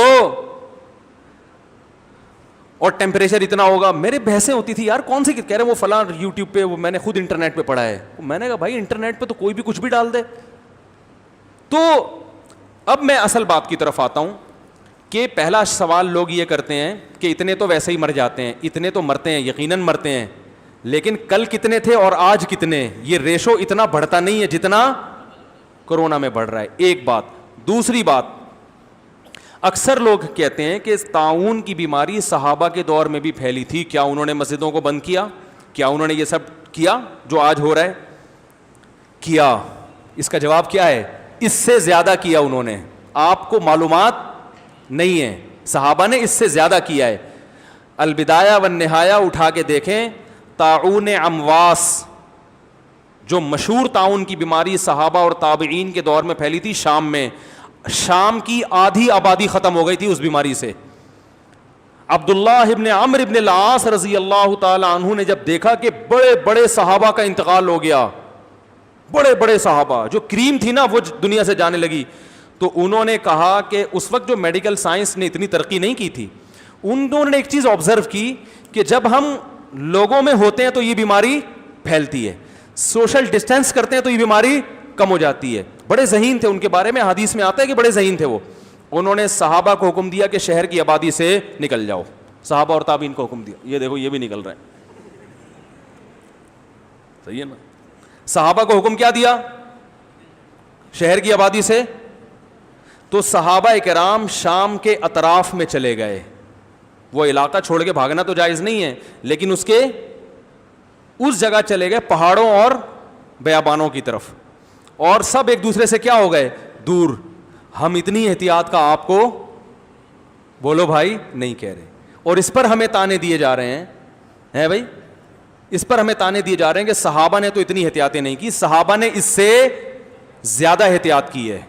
یہ بالکل صحیح سند سے واقعہ ہے. اور حضرت عمر کو جب پتا چلا تو حضرت عمر نے بھی ان کے فیصلے کی تصویب کی ہے, صحیح قرار دیا اس فیصلے کو. لوگ کہتے ہیں حضرت عمر کے دور میں طاعون پھیلا تھا, انہوں نے کیا کیا؟ تو جب ساری آبادی بکھر گئی ہے, بالکل ایک دوسرے سے دور ہو گئے, کیونکہ شہر کے اندر اس طرح سے رہنا ان کے لیے مشکل تھا, تو اللہ پھر تاریخ میں لکھا ہے کہ اللہ نے اس وبا کو مسلمانوں سے دور کر دیا. مجھے بتاؤ صحابہ کے امیون سسٹم بہت اسٹرانگ تھا یا نہیں تھا؟ لیکن آدھے 50,000 تو ٹوٹل آبادی تھی, 25,000 کا انتقال ہو گیا تھا. نہیں آ رہی بات؟ اور وہ ہم سے زیادہ نیک تھے. ہم کہہ رہے ہم تو تہجد پڑھتے ہیں, ہم تو نیک ہیں, ہم تو نماز پڑھتے ہیں, ہم تو وضو میں ناک میں پانی ڈال کے سارے وائرس کیا کر دیتے ہیں, باہر نکال دیتے ہیں. بھائی پاگلوں والی باتیں نہ کرو یار, اللہ کا بندے, کچھ تو عقل کے ہوش کے ناخن لو, کچھ کامن سینس کی باتیں کر لیا کرو. ایک اور مثال دوں صحابہ مسلمانوں کی, وہ صحابہ کی نہیں ہے لیکن ہم سے اچھے مسلمانوں کی. قرطبہ میں طاعون کی بیماری پھیلی تھی 5ویں یا 6ٹھی صدی ہجری میں. علامہ ابن حجر رحمۃ اللہ علیہ نے لکھا ہے یہ, وہ فرماتے ہیں طاعون کی بیماری پھیلی, جب لوگ جنازے اٹھنا شروع ہوئے تو جذباتی جو مولانا ٹائپ کے لوگ ہیں نا, انہوں نے کیا کیا, بجائے احتیاط کرنے کے انہوں نے لوگوں کو کہا کہ میدانوں میں نکلو, اجتماعی دعا ہوگی. حالانکہ اجتماع وبا میں زہر قاتل ہے. وبا میں اگر اجتماعات ہونا تو بیماری کیا ہو جاتی ہے, بہت اسپیڈ سے پھیلتی ہے. علامہ ابن حجر رحمہ اللہ نے لکھا کہ اللہ نے اجتماعی دعا کا حکم یا اجتماع کرنے کا حکم نماز استسقاء میں تو کہا ہے کہ جب بارش نہ ہو رہی ہو. طاعون میں ہمارے سامنے ایسی حدیث نہیں ہے, بلکہ طاعون میں آتا ہے کہ جب طاعون پھیلے تو آپ نے فرمایا, بخاری مسلم کی حدیث, جو اپنے گھر میں قرار پکڑے گا اس کو شہید کا اجر ملے گا. اس میں یہ نہیں ہے کہ کراؤڈ میں جائے. وہ سمجھ میں نہیں آ رہی بات, میرا خیال ہے. تو انہوں نے کہا کہ اس حدیث کی کیا ہوئی ہے, مخالفت. مجمع ہوا, میدانوں میں لوگ جمع ہوئے اور رو رو کے دعائیں مانگی گئی ہیں کہ اللہ اس بیماری کو ہم سے دور کر دے. ابن حجر فرماتے ہیں کہ کم ہونے کے بجائے طاعون کی بیماری بڑھ گئی اور موتوں کا ریشو پہلے سے کئی گنا بڑھ گیا. ابن حجر فرماتے ہیں اس کی وجہ تھی بدعت کا ارتکاب, کہ جس بارے میں قرآن و سنت نے ہمیں رہنمائی نہیں کی, اخپل طریقے سے آپ اس عمل کو خود کیوں کر رہے ہو. ہمیں صحابہ میں مستند واقعات ملتے ہیں کہ جب وبا پھیلی انہوں نے اپنے گھر میں قرار پکڑا. مشہور صحابی ہیں, نام اس وقت ذہن سے نکل گیا, وہ طاعون کی جب وبا پھیلی ہے نا اپنے گھر میں بند ہو گئے تھے, وہ آئسولیٹ ہونا جسے کہتے ہیں, اور اتنی عبادت کرتے تھے. ان کی بیوی, ان کی زوجہ بیان کرتی ہیں کہ ان کے پاؤں سوج جایا کرتے تھے, اور وہ فرمایا کرتے تھے کہ یہ وبا کا زمانہ ہے, اس میں اللہ نے ہمیں فرصت دی ہے, اس فرصت سے فائدہ اٹھاؤ, کیا کرو, عبادت. تو انہوں نے تو یہ اعلان نہیں کیا کہ لوگوں سب جھپیاں پا کے آپس میں کیا کرو, ملو, یہ کرونا ورونا کچھ نہیں ہے اور یہ طاعون واؤن کچھ نہیں ہے, جھپیاں پاؤ, مرنا ہوگا ایک دن, موت کا متعین ہے, مریں گے تو مریں گے, جئیں گے تو جئیں گے, جو کچھ ہوتا ہے کس سے ہوتا ہے, اللہ سے ہوتا ہے. نہیں آ رہی سمجھ میں؟ تو جو مرضی کرنا ہے کرو بھائی, میں بھی تھک گیا ہوں بول بول کے. اللہ کے بندو, ایک آدمی کا ایک حد تک حوصلہ ہوتا ہے بولنے کا. تو نہ آپ کے پاس صحابہ کا عمل ہے اور نہ آپ کے پاس میڈیکل سائنس ہے, پھینک رہے ہیں بیٹھ کے. تو آخری بات, بہت سی ویڈیوز آ رہی ہیں جن میں لوگ یہ ویڈیو بنا رہے ہیں کہ ہم نے بہت احتیاط کی تھی, ہمیں پھر بھی ہو گیا, فلاں نے بالکل بھی احتیاط نہیں کی تھی, اسے پھر بھی نہیں ہوا. یہ بالکل ایسے ہی ہے جیسے فلاں تو گٹکا کھاتا ہے, اسے منہ کا کینسر نہیں ہوا, لیکن فلاں نہیں کھاتا پھر بھی منہ کا کینسر بولو بھائی ہو گیا. ارے بھائی, جب ایک چیز تواتر کے ساتھ ثابت ہو گئی کہ یہ بیماری ایک دوسرے سے پھیل رہی ہے, تو اس کا مطلب اگر کسی نے اپنے آپ کو آئسولیٹ کیا ہوا ہے پھر بھی ہو گیا, تو ایسے کیسز کم ہیں. جیسے گٹکے سے کینسر والے کیسز زیادہ ہیں, بغیر گٹکے کے کینسر والے کیسز کم ہیں. تو آپ ایک چیز, ایک واقعے کو بنیاد بنا کے قاعدہ کلیہ نہیں بنا سکتے کہ جی ونس اپون اے ٹائم ایک دفعہ ایسے بھی ہوا تھا. کچھ لوگ ایسے ہیں جنہوں نے احتیاطیں کی, ان کو پھر بھی ہو گیا. دو وجہ سے. ایک تو اللہ اپنی قدرت دکھاتا ہے بھائی, یہ جو حدیث میں آتا ہے نا لا ادوا ولا طیرا, بیماری پھیلتی نہیں ہے, اس کا مطلب صحیح مطلب یہی ہے کہ پھیلتی ہے تو اللہ کے حکم سے. تو اللہ بعض دفعہ اپنی قدرت دکھاتا ہے کہ بھائی فلاں نے بہت احتیاط کی تھی پھر بھی ہو گیا اس کو, اور فلاں نے بالکل بھی احتیاط نہیں کی پھر بھی نہیں ہوا. ایسا ہوتا ہے, ہو رہا ہے, کیونکہ اللہ پہلے بتاتا ہے پہلے میں ہوں باقی چیزیں بعد میں, تاکہ تم نظر کس پہ رکھو, اللہ پر. لیکن ایسا کم ہوتا ہے. دیکھو عیسیٰ بغیر باپ کے اللہ نے حضرت عیسیٰ کو پیدا کیا کہ نہیں کیا؟ اب کوئی ایسا بھی تو دنیا میں ہوا, ایک آدمی شادی نہیں کر رہا, کہہ رہے مجھے اولاد چاہیے, ایک خاتون کہہ رہی ہے میں شادی نہیں کروں گی مجھے اولاد چاہیے. اب کہہ رہے ہیں بھائی جان کا مطلب بہن آپ شادی کریں تو آپ کی اولاد ہوگی. کہیں بھائی عیسیٰ علیہ السلام کی اماں کو تو بغیر میاں کے اولاد مل گئی تھی, لہذا جب اللہ ان کو بغیر میاں کے اولاد دے سکتا ہے تو مجھے کیوں نہیں؟ تو بھائی ایک آپشنل ایک کیس ہے کہ اللہ اپنی قدرت اپنا ہونا ثابت کرتا ہے کہ ابراہیم کو آگ میں پھینکا گیا نہیں جلے. تو ایسے ہو سکتا ہے کہ بھائی آپ نے پوری احتیاطیں کی پھر بھی آپ کو ہو گیا, اور فلاں نے بالکل بھی احتیاط نہیں کی پھر بھی اس کو نہیں ہوا. اس کا یہ مطلب نہیں ہوتا کہ جو میڈیکل سائنس کے اصول ہیں وہ غلط ہیں, اصول کو فالو کرنا ہے ہم نے. اگر آپ کو بچہ چاہیے تو عیسیٰ علیہ السلام کے معجزے کو نہیں دیکھنا, آپ کو شادی بولو بھائی کرنی پڑے گی, اور صرف شادی کرنا بھی کافی نہیں ہے. آئی بات سامنے, اس کے پورے پروسیس ہے ایک. پھر اگر آپ کے جرمز کی کمی اولاد کی تو پھر دوائیں کھانی پڑیں گی تاکہ وہ جرمز کو بڑھایا جا سکے. 10 قسم کی ٹینشنیں ہیں, ہزاروں مرحلے ہیں صبح کے ہنگام سے پہلے. ایک شاعر نے کہا ہے, دوسرا مشرا نہیں آتا مجھے, کہ صبح جب ہوتی ہے نا تو بڑے ہنگامے ہوتے ہیں, پہلے ستارے چھٹتے ہیں اور صبح صادق کی روشنی پھوٹتی ہے, پہلے لمبی روشنی پھر طویل روشنی پھر اس کے بعد جا کے کہیں صبح صادق ہوتی ہے. ایسے تھوڑی ہو جاتی ہے. تو اسی طرح یاد رکھو, ایسے بھی آپ کو ویڈیوز ملیں گی کہ ہم تو بہت احتیاط کر رہے تھے, ہمیں نانی کو بھی ہو گیا, ماموں کو بھی ہو گیا, چاچو کو بھی ہو گیا, اور فلاں تو جھپیاں پا کے ایک دوسرے سے مل رہے ہیں, باقاعدہ ایک دوسرے کے منہ میں وائرس ٹرانسفر کرنے کی نیت سے پھینک رہے ہیں, پھر بھی انہیں کچھ نہیں ہو رہا. ایسے کچھ کیسز ہوتے ہیں, یہ اللہ کی قدرت کی دلیل ہوتے ہیں کہ نظر کس پہ رکھو بھائی, اللہ پہ. اس سے یہ ثابت نہیں ہوتا کہ آپ احتیاط کرنا چھوڑ دیں, صحیح ہے نا. اس کی سب سے بڑی دلیل یہ ہے کہ زیادہ تر یہ وائرس ڈاکٹروں کو ہوا ہے, کیونکہ ڈاکٹر سب سے زیادہ اس سے متاثر ہوتے ہیں. اگر یہ وائرس ایک دوسرے سے نہ لگ رہا ہوتا تو سب سے کم کیسز ڈاکٹروں کے ہوتے. ڈاکٹروں میں ہونا اس کی علامت ہے, کیونکہ ان کو ہسپتال جانا ہوتا ہے, مریضوں سے دن رات ملنا ہوتا ہے, تو زیادہ تر کیسز مبتلا کون ہو رہے ہیں اس میں؟ ڈاکٹر ہو رہے ہیں. موتیں بھی ڈاکٹروں کی ہوئی ہیں. تو اس لیے بھائی بہت مشکل ہے. ہمارے ہاں مس گائیڈنس بہت ہے, مذہبی حوالے سے بھی, اور چورن بیچنے والے بھی بہت ہیں. کوئی ادرک کا قہوہ لے آئے گا, کوئی کلونجی کا شربت پلائے گا آپ کو. یہ سب چیزیں آپ پئیں, ادرک سے ویسے ایک مفید چیز ہے, فائدہ ہوتا ہے, لیکن ان چیزوں کی وجہ سے احتیاط. ادرک کا قہوہ پینا چاہیے, اس سے بڑا فائدہ ہوتا ہے, بہت زبردست چیز ہے, لیکن اتنی زبردست چیز ہے کہ اب آپ احتیاط کرنا چھوڑ دیں, ادرک کے قہوے پیا کریں ملا کے. اتنا فری کرانے کی ادرک کو ضرورت بھائی. اگر یہ ہوتا نا تو ڈونلڈ ٹرمپ سارے ادرک دنیا سے امپورٹ کر لیتا. جیسے پیٹرول کے ذخیرے کر لیے نا انہوں نے, تو وہ ادرک کے ذخیرے کر لیں. سنا مکھی سے موشن لگ رہے ہیں لوگوں کو, وہ مکھی ہے کیا نام ہے.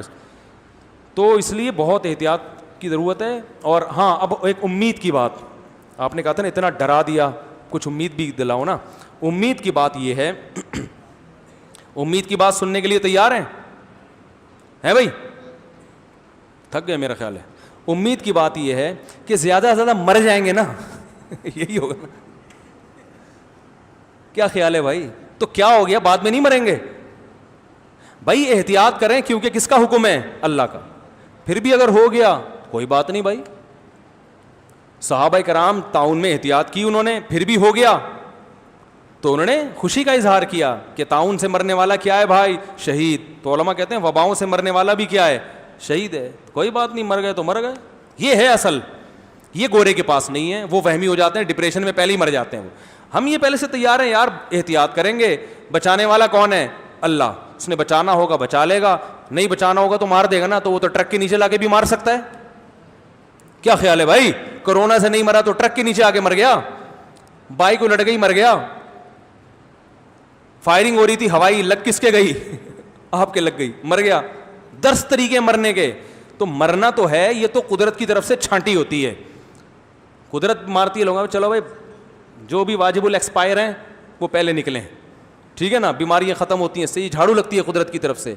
تو زیادہ سے زیادہ مر جائیں گے اور کیا ہوگا, بچنا ہوگا تو بچ جائیں گے, مرنا ہوگا تو مر جائیں گے, تو ٹینشن لینے کا نہیں ہے. یہ امید کی بات ہے.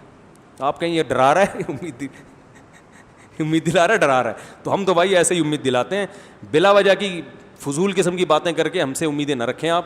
یہ بہت اسپیڈ سے پھیل رہا ہے اور مزید پھیلے گا. اللہ ہم سب کی حفاظت کرے. اللہ اپنی قدرت سے دور بھی کر سکتا ہے. دیکھو طاعون میں نبی نے امید کی بات کیا کی ہے. ہمارے پاس طاعون کی بیماری وبا ہے نا, جو حدیث میں ملتی ہے. آپ صلی اللہ علیہ وسلم نے فرمایا, حضرت عائشہ نے پوچھا, بخاری کی حدیث ہے, یا رسول اللہ یہ طاعون کیا ہے؟ تو آپ نے اس طرح سے امید نہیں دلائی کہ طاعون کچھ بھی نہیں ہے, لوگوں کو مت ڈراؤ عائشہ, لوگوں کو مت ڈراؤ, کوئی طاعون سے مرتا ورتا نہیں ہے, موت تو ایک دن مقرر ہے, مریں گے تو جب مرنا ہوگا مر جائیں گے. ایسی امیدیں نہیں دیں. ہمارے یہاں کورونا سے جو لوگ کہہ رہے ہیں پینک نہ پھیلاؤ, تو ان کا اسٹائل پتہ ہے کیا ہے؟ کچھ بھی نہیں ہے, صحیح ہے نا, اتنے تو موٹر سائیکلوں سے مر جاتے ہیں.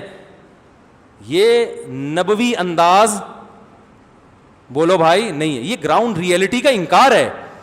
نبی سے امی عائشہ نے پوچھا, یا رسول اللہ طاعون کیا ہے؟ آپ نے فرمایا عذاب, ایک عذاب ہے, یبعثہ اللہ علی من یشاء من عبادہ, جس پر چاہتا ہے اللہ مسلط کر دیتا ہے. تو عذاب اسی سے نا کہ موتیں پھر دھڑا دھڑ ہوتی ہیں. تو کرونا بھی کیا ہے میرے بھائی؟ عذاب ہے, جس پر چاہتا ہے اللہ مسلط. اللہ نے پوری دنیا پہ مسلط کر دیا. یہ گناہوں کی وجہ سے, حرکتوں کی وجہ سے, بہت ساری وجوہات ہوتی ہیں. امید کی بات کیا؟ اگلے جملے میں آپ نے مسلمانوں کو امید دلائی. فرمایا ثم یجعلہ رحمتا للمؤمنین, اسی عذاب کو اللہ ایمان والوں کے لیے رحمت بنا دیتا ہے. کیسے رحمت بناتا ہے؟ کیا اس طرح بناتا ہے کہ انہیں مرنے نہیں دیتا؟ نا نا نا نا نا نا, یہ نہیں. پھر آگے الفاظ ہیں, فمن, جو شخص اپنے طاعون کے دنوں میں مکث فی بیتہ, اپنے گھر میں قرار پکڑے گا, صابرن, صبر کرتے ہوئے, محتسبن, اللہ سے ثواب کی امید, اس کے لیے شہید کا اجر ہے. کیا علمی نقطہ ہے حدیث میں. دیکھو آپ صلی اللہ علیہ وسلم تقدیر پر ایمان بھی سکھا رہے ہیں اور ساتھ ساتھ گھر میں باؤنڈ ہونے کا حکم بھی دے رہے ہیں. اب ہم ایک چیز تو لے رہے ہیں کہ یار جب موت مقدر ہوگی تو مر جائیں گے, لہذا گلے ملو ایک دوسرے سے, مرنا ہوگا تو مر جائیں گے. نبی کیا فرما رہے ہیں؟ مسلمان کے لیے یہ وبا رحمت بنتی ہے. جو کس طرح سے بنتی ہے؟ جو اپنے گھر میں قرار پکڑے گا, آئسولیٹ کرے گا اپنے آپ کو, اور یقین کر لے گا کہ جو مصیبت مقدر میں ہے وہ پہنچ کے رہے گی. کیا مطلب؟ گھر میں آئسولیٹ ہونے کے بعد بھی مرنا ہوگا تو مروں گا میں, پھر ٹینشن لینے کی ضرورت نہیں ہے. تو اس میں دونوں چیزیں بتائی جا رہی ہیں, احتیاط بھی کرنی ہے اور تقدیر پر ایمان, یعنی موت کے لیے تیار بھی رہنا ہے. بھائی نبی کا انداز یہ ہے امیدیں دلانے کا. سمجھ رہے ہو کہ نہیں سمجھ رہے ہو؟ نہیں یاری بات. وہ ملفوظ یاد نہیں آ رہا, ایک اور ملفوظ تھا, یہ تو کسی کتاب میں نہیں لکھا, کے علاوہ بھی تھا ایک اور. نہیں یہی تو قیام, یہ تو ہوگا, یہ بھی نہیں, ایک اور تھا وہ بھول گیا, وہ دیکھ کے آؤں گا میں اگلے جمعے انشاءاللہ. تو دوبارہ حدیث دیتا ہوں, کتنی پیاری حدیث ہے. میں نہیں بتاؤں گا, نہیں میں تو بتاؤں گا. کتنی زبردست حدیث ہے یا نہیں ہے؟ بخاری مسلم کی. نبی نے فرمایا مسلمانوں کے لیے کیا ہے یہ؟ رحمت. کیسے رحمت بنے گی؟ لوگ کہتے ہیں پینک نہ پھیلاؤ, تو نبی تو بتا رہے ہیں کہ مریں گے مسلمان بھی اس میں ہے بھائی. لیکن امید کا پہلو کیا ہے بھائی؟ جو مقدر میں ہے وہ ہو کے رہے گا, مریں گے. لیکن اگر مقدر میں ہوگا تو مریں گے, نہیں ہوگا تو نہیں مریں گے. لیکن نبی یہ بھی نہیں کہہ رہے کہ احتیاط نہیں کرنی. فرمایا جو اپنے گھر میں قرار پکڑے گا, قرار پکڑنے کے بعد اللہ پہ توکل کرے گا. کاش میرے پاس رینجرز ہوتی, پولیس ہوتی, آرمی ہوتی, 21 توپوں کے ذریعے آپ کو سمجھواتا میں بات کو. 21 توپوں کے ذریعے کوشش کرتا سمجھاؤں آپ کو بات. تو بھائی ہم جو بات کر رہے ہیں وہ قرآن سے بھی ہے, حدیث سے بھی ہے, اور میڈیکل سائنس سے بھی ہے. اور آپ جو باتیں کر رہے ہیں نہ آپ کے پاس قرآن و سنت. ایک حدیث ہے لا ادوا ولا طیرہ, کہ بیماری نہیں لگتی. دوسری حدیث کو رکھو تو پتہ چلتا ہے کہ نہ لگنے کا مطلب یہ کہ زمانے جاہلیت میں لوگوں کا عقیدہ تھا کہ اس میں اللہ کا دخل نہیں ہے. جب کسی سے ملو گے تو لازمی لگے گی, نہیں ملو گے تو بالکل بھی نہیں لگے گی, تو اس کی نفی کر دی ہے. بھائی بعض دفعہ احتیاط کرو گے پھر بھی لگ جائے گی, بعض دفعہ احتیاط نہیں کرو گے پھر بھی نہیں لگے گی. یہ ارادہ کس کا ہوگا؟ اللہ کا. لیکن احتیاطی تدبیر کا نبی نے حکم دیا. بنو ثقیف قبیلہ باہر آیا, مسجد کے باہر بیٹھا ہوا تھا بیعت ہونے کے لیے. ان میں جذام کا مریض تھا, آپ نے ان کو مسجد میں داخل ہونے کی اجازت نہیں دی, آپ نے فرمایا یہیں سے ہم نے بیعت کر لیا. آج کسی امام میں دم ہے, لوگ آ رہے ہیں مجھ سے ملاقات کرنے کے لیے, میں کہتا ہوں میں ملاقات نہیں کروں گا, لوگ کہتے ہیں یہ دیکھو یہ ہے توکل, مفتی صاحب کو دیکھو ہو گیا, ڈر رہے ہیں, موت سے ڈر رہے ہیں. تو یہ پتہ نہیں نبی کے دور میں ہوتے تو کیا کرتے. آپ صلی اللہ, کتنی دور سے وہ قبیلہ آیا ہے, مجھے لوگ کہتے ہیں میں لانڈی سے آیا ہوں. او بھائی وہ قبیلہ لانڈی سے نہیں, شاید طائف سے آیا تھا, دوسرے شہر سے آیا تھا, صحیح ہے نا. کیا مسجد کے باہر روک دیا اس کو, جذام کا مریض ہے, اور فرمایا کہ ہم نے تمہیں یہیں سے بیعت, حالانکہ اصول یہ تھا بیعت کس طرح ہوتی تھی, ہاتھ میں ہاتھ دے کے. لوگ کہتے ہیں یہ بھی تو حدیث ہے کہ آپ نے جذام کے مریض کے ساتھ کھانا کھایا ہے بھائی, یہ بھی تو حدیث ہے, اس کو کیوں نہیں بتاتے. اس کا ایک الزامی جواب ہے, ایک تحقیقی. الزامی جواب یہ ہے کہ پھر آپ وہ والی نہیں بتا رہے تو ہم یہ والی نہیں بتا رہے. آپ بھی تو دونوں حدیثیں بتاؤ نا, آپ بھی تو ایک ہی کو فوکس کر رہے ہو. دوسری حدیث بھی ہے, اس کی وجہ یہ ہے کہ بسا اوقات اس کی ضرورت پڑتی ہے معاشرے میں کہ جس کو وبائی بیماری پھیلی ہے اس کی تیمارداری کرنی پڑتی ہے. اگر سارے ہی اس سے دور بھاگ جائیں گے تو وہ تو بیچارہ پہلے ہی مر جائے گا. تو حدیث میں دوسرا آپشن بھی رکھا ہے, وہ ضرورت کے موقع پر ہے کہ اگر جیسے ڈاکٹر ہی اگر ہسپتال سے بھاگ جائے, کہ نبی نے فرمایا کہ طاعون کی بیماری میں گھر میں قرار پکڑو, تو ڈاکٹر صاحب کہہ رہے ہیں میں کہاں رہوں گا, ہے بھائی گھر میں رہوں گا. تو اس کے لیے دوسری حدیث بھی ہے کہ بھائی وہ جو نبی نے دعا سکھائی ہے کہ وہ دعا پڑھ کے جذام کے مریض کے ساتھ کھانا کھا لو, انشاءاللہ کچھ نہیں ہوگا. تو وہ دعا ان ڈاکٹروں کے لیے ہے کہ بھائی آپ نے تو جانا ہے, آپ اگر قوم کو چھوڑ دو گے یہ تو بیچارے پہلے مر جائیں گے, یا آپ کے گھر میں کوئی بوڑھا مریض ہو گیا تو اب یہ تھوڑی کہ گھر چھوڑ کے بھاگ جاؤ, اب کیا کرنا ہے, اللہ پہ توکل, اس بوڑھے کی تیمارداری کرنی ہے احتیاط کے ساتھ, اور بولنا ہے کہ بھائی اللہ بچانے والا ہے, تو اللہ بچانے ہوگا تو بچا لے گا, اللہ نے بھی مارنا ہوگا تو آپ کو مار دے گا. تو دونوں طرح کی اس طرح کی, ورنہ اصل قانون وہی ہے جو نبی صلی اللہ علیہ وسلم نے طاعون کے بارے میں فرمایا کہ گھر میں قرار پکڑو. تو بھائی ہم جو اتنا آپ کو کہہ رہے ہیں یہ حکومت کے کہنے سے نہیں کہہ رہے, اس لیے کہہ رہے ہیں اب احتیاط کر لیں. ویسے تو اب اتنا پھیل گیا ہے کہ اب جو ہے نا معاملہ ہاتھ سے نکل چکا ہے. ہمارے ایک استاذ کل کہہ رہے تھے اب لوگوں کو احتیاط تو لوگ کریں گے نہیں, کیونکہ کل میں صبح جا رہا تھا بینک کے باہر, میں نے ایسے رش دیکھا ہے جیسے چھتے میں شہد کی مکھیوں کا رش ہوتا ہے. شہد کی مکھیاں ہوتی ہیں نا ایسے, بینک پتہ نہیں بل جمع کرانے کی آخری تاریخ تھی کیا تھا, تو ہم نے کہا احتیاط گئی. تو وہ جو کچھ ہونا تھا وہ تو ہو گیا. گورنمنٹ نے اس میں اپنی ذمہ داری پوری نہیں کی. ایک تو گورنمنٹ نے لوگوں کو صحیح گائیڈ نہیں کیا, دوسرا ہسپتالوں کا نظام اتنا خراب ہے, اتنا گندا ہے کہ جس نے نہیں مرنا ہوتا نا اس کو چاہیے کہ کہاں چلا جائے, ہسپتال چلا جائے. حالانکہ اس وقت حکومت کو ایمرجنسی وارڈ بنانے چاہیے, اور حکومت کو ہسپتالوں کے باہر کیمپ لگانے چاہیے کہ جو کرونا کے مریض آ رہے ہیں کم از کم آکسیجن کا تو کوئی انتظام ہو نا ان کے لیے. ٹھیک ہے آپ کے پاس اتنے وینٹیلیٹر نہیں ہے, دیسی آکسیجن کے دیسی سلنڈر تو آپ انتظام کر, شاپر میں یار بھر دو, کچھ تو کرو, ٹھیک ہے نا. کچھ بھی گورنمنٹ نہیں کر رہی ہے, تو گورنمنٹ تو بیڑا ہی غرق کر دیا لوگوں کا.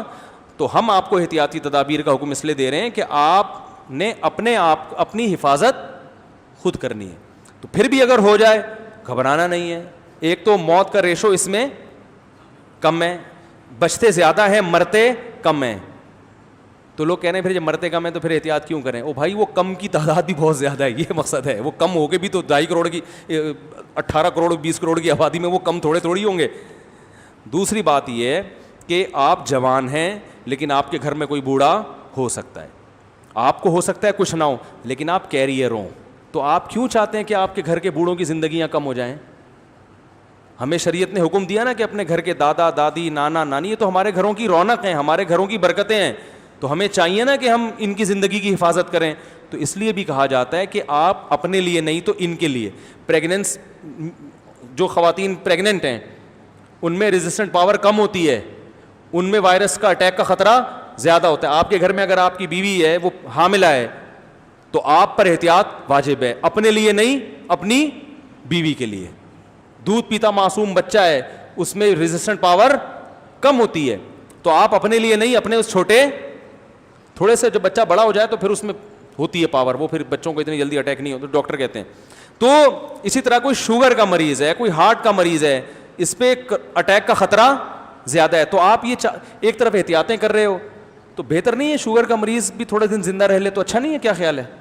یہ جو دل کا مریض ہے یہ ابھی اٹیک نہ ہو بعد میں ہو جائے تو برا تو نہیں ہے نا، لیکن آپ چاہ رہے ہو کہ یہ ابھی اٹیک ہو، ابھی مرے، یہ جتنے انہیں نکلنا ہے نکالو سب کو. تو اگر آپ جھاڑو ہی لگانا چاہتے ہو تو پھر تو ٹھیک ہے میرے بھائی، لیکن یہ اچھا کام جھاڑو کچرے کی لگایا کریں. گھر کے جو پرانے لوگ ہو گئے ہیں، وہ ایک شاعر نے بڑا اچھا شعر کہا نا کہ وہ گھر کے بوڑھوں کے بارے میں، ایک تو مجھے شعر وقت پہ یاد نہیں آتا، یہ بڑی مصیبت ہے. وہ کہ ہے نا ابھی یہ پرانا جو درخت ہے اس کی حفاظت کرو پھر کہانی سنائے گا کون. ایک انڈیا کے شاعر ہیں، ان کا بڑا زبردست شعر ہے. یہی تو ہمارے یادگاریں ہیں. گھر میں بوڑھے سے تو بڑی برکت ہوتی ہے، رونق ہوتی ہے، اس میں برکت ہوتی ہے، کوئی اس سے دعائیں لیا کرو. تو ان لوگوں کی خاطر تھوڑا سا احتیاط کریں. اللہ سمجھنے کی توفیق عطا فرمائے. جلدی جلدی میں پڑھ لوں، یہ ٹائم ہے اتنا. دیکھو بھائی مفتی صاحب، آپ کے شادیوں پر بیان سن کر میں نے جلد نکاح کا سوچ لیا ہے.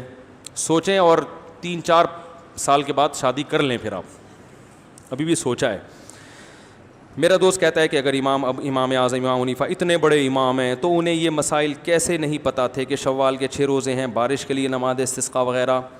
جتنا بھی بڑا ہو ایسا اس بات کا امکان ہوتا ہے کہ ایک آدھ حدیث بوجھل ہو گئی ہو، یعنی ایک آدھ حدیث نہ پہنچی ہو. آج بھی بہت سے لوگ ہیں یہ جو کہتے ہیں نا کمپیوٹر پہ ساری حدیثیں ہیں، یہ بالکل غلط ہے. ایسا نہیں ہے. ساری حدیثیں کمپیوٹر پہ اگر ہیں بھی تو آپ کے کھوپڑی میں تھوڑی ہیں وہ، اور نہ ساری آپ نے دیکھی ہوں گی، اور دیکھی ہیں تو یاد نہیں رہتی. تو یہ ہر ایک سے ہو سکتا ہے. باقی شوال کے 6 روزوں کا جو امام صاحب نے مکروہ لکھا ہے اس کی ایک بڑی وجہ علماء یہ بیان کرتے ہیں کہ اس زمانے میں اس بات کا خطرہ تھا، اسلام دنیا میں پھیل رہا تھا. تو رمضان کے فوراً بعد اگر 6 روزے لوگ رکھتے نا تو اس میں اس بات کا خطرہ تھا کہ نئے جو مسلمان ہو رہے ہیں وہ یہ سمجھیں گے کہ یہ بھی رمضان کا حصہ ہیں. یہ بھی کیا ہیں؟ رمضان کا حصہ ہیں یہ چھوڑے. تو اس وجہ سے بھی بعض علماء نے کراہت کی ہے، لیکن اب یہ کنفیوژن نہیں ہے. سمجھ میں آ رہی ہے بات؟ اسی وجہ سے علماء نے یہ بھی تطبیق بھی دی ہے کہ امام حنیفہ کے نزدیک جو شوال کے 6 روزے مکروہ ہیں یہ وہ ہیں کہ جب عید کے بعد کنٹینیو 6 رکھے جائیں، کیونکہ اس میں یہ خطرہ ہوتا ہے کہ لوگ اس کو رمضان کا حصہ سمجھیں گے. اگر کوئی وقفے سے رکھتا ہے تو پھر مکروہ نہیں ہے.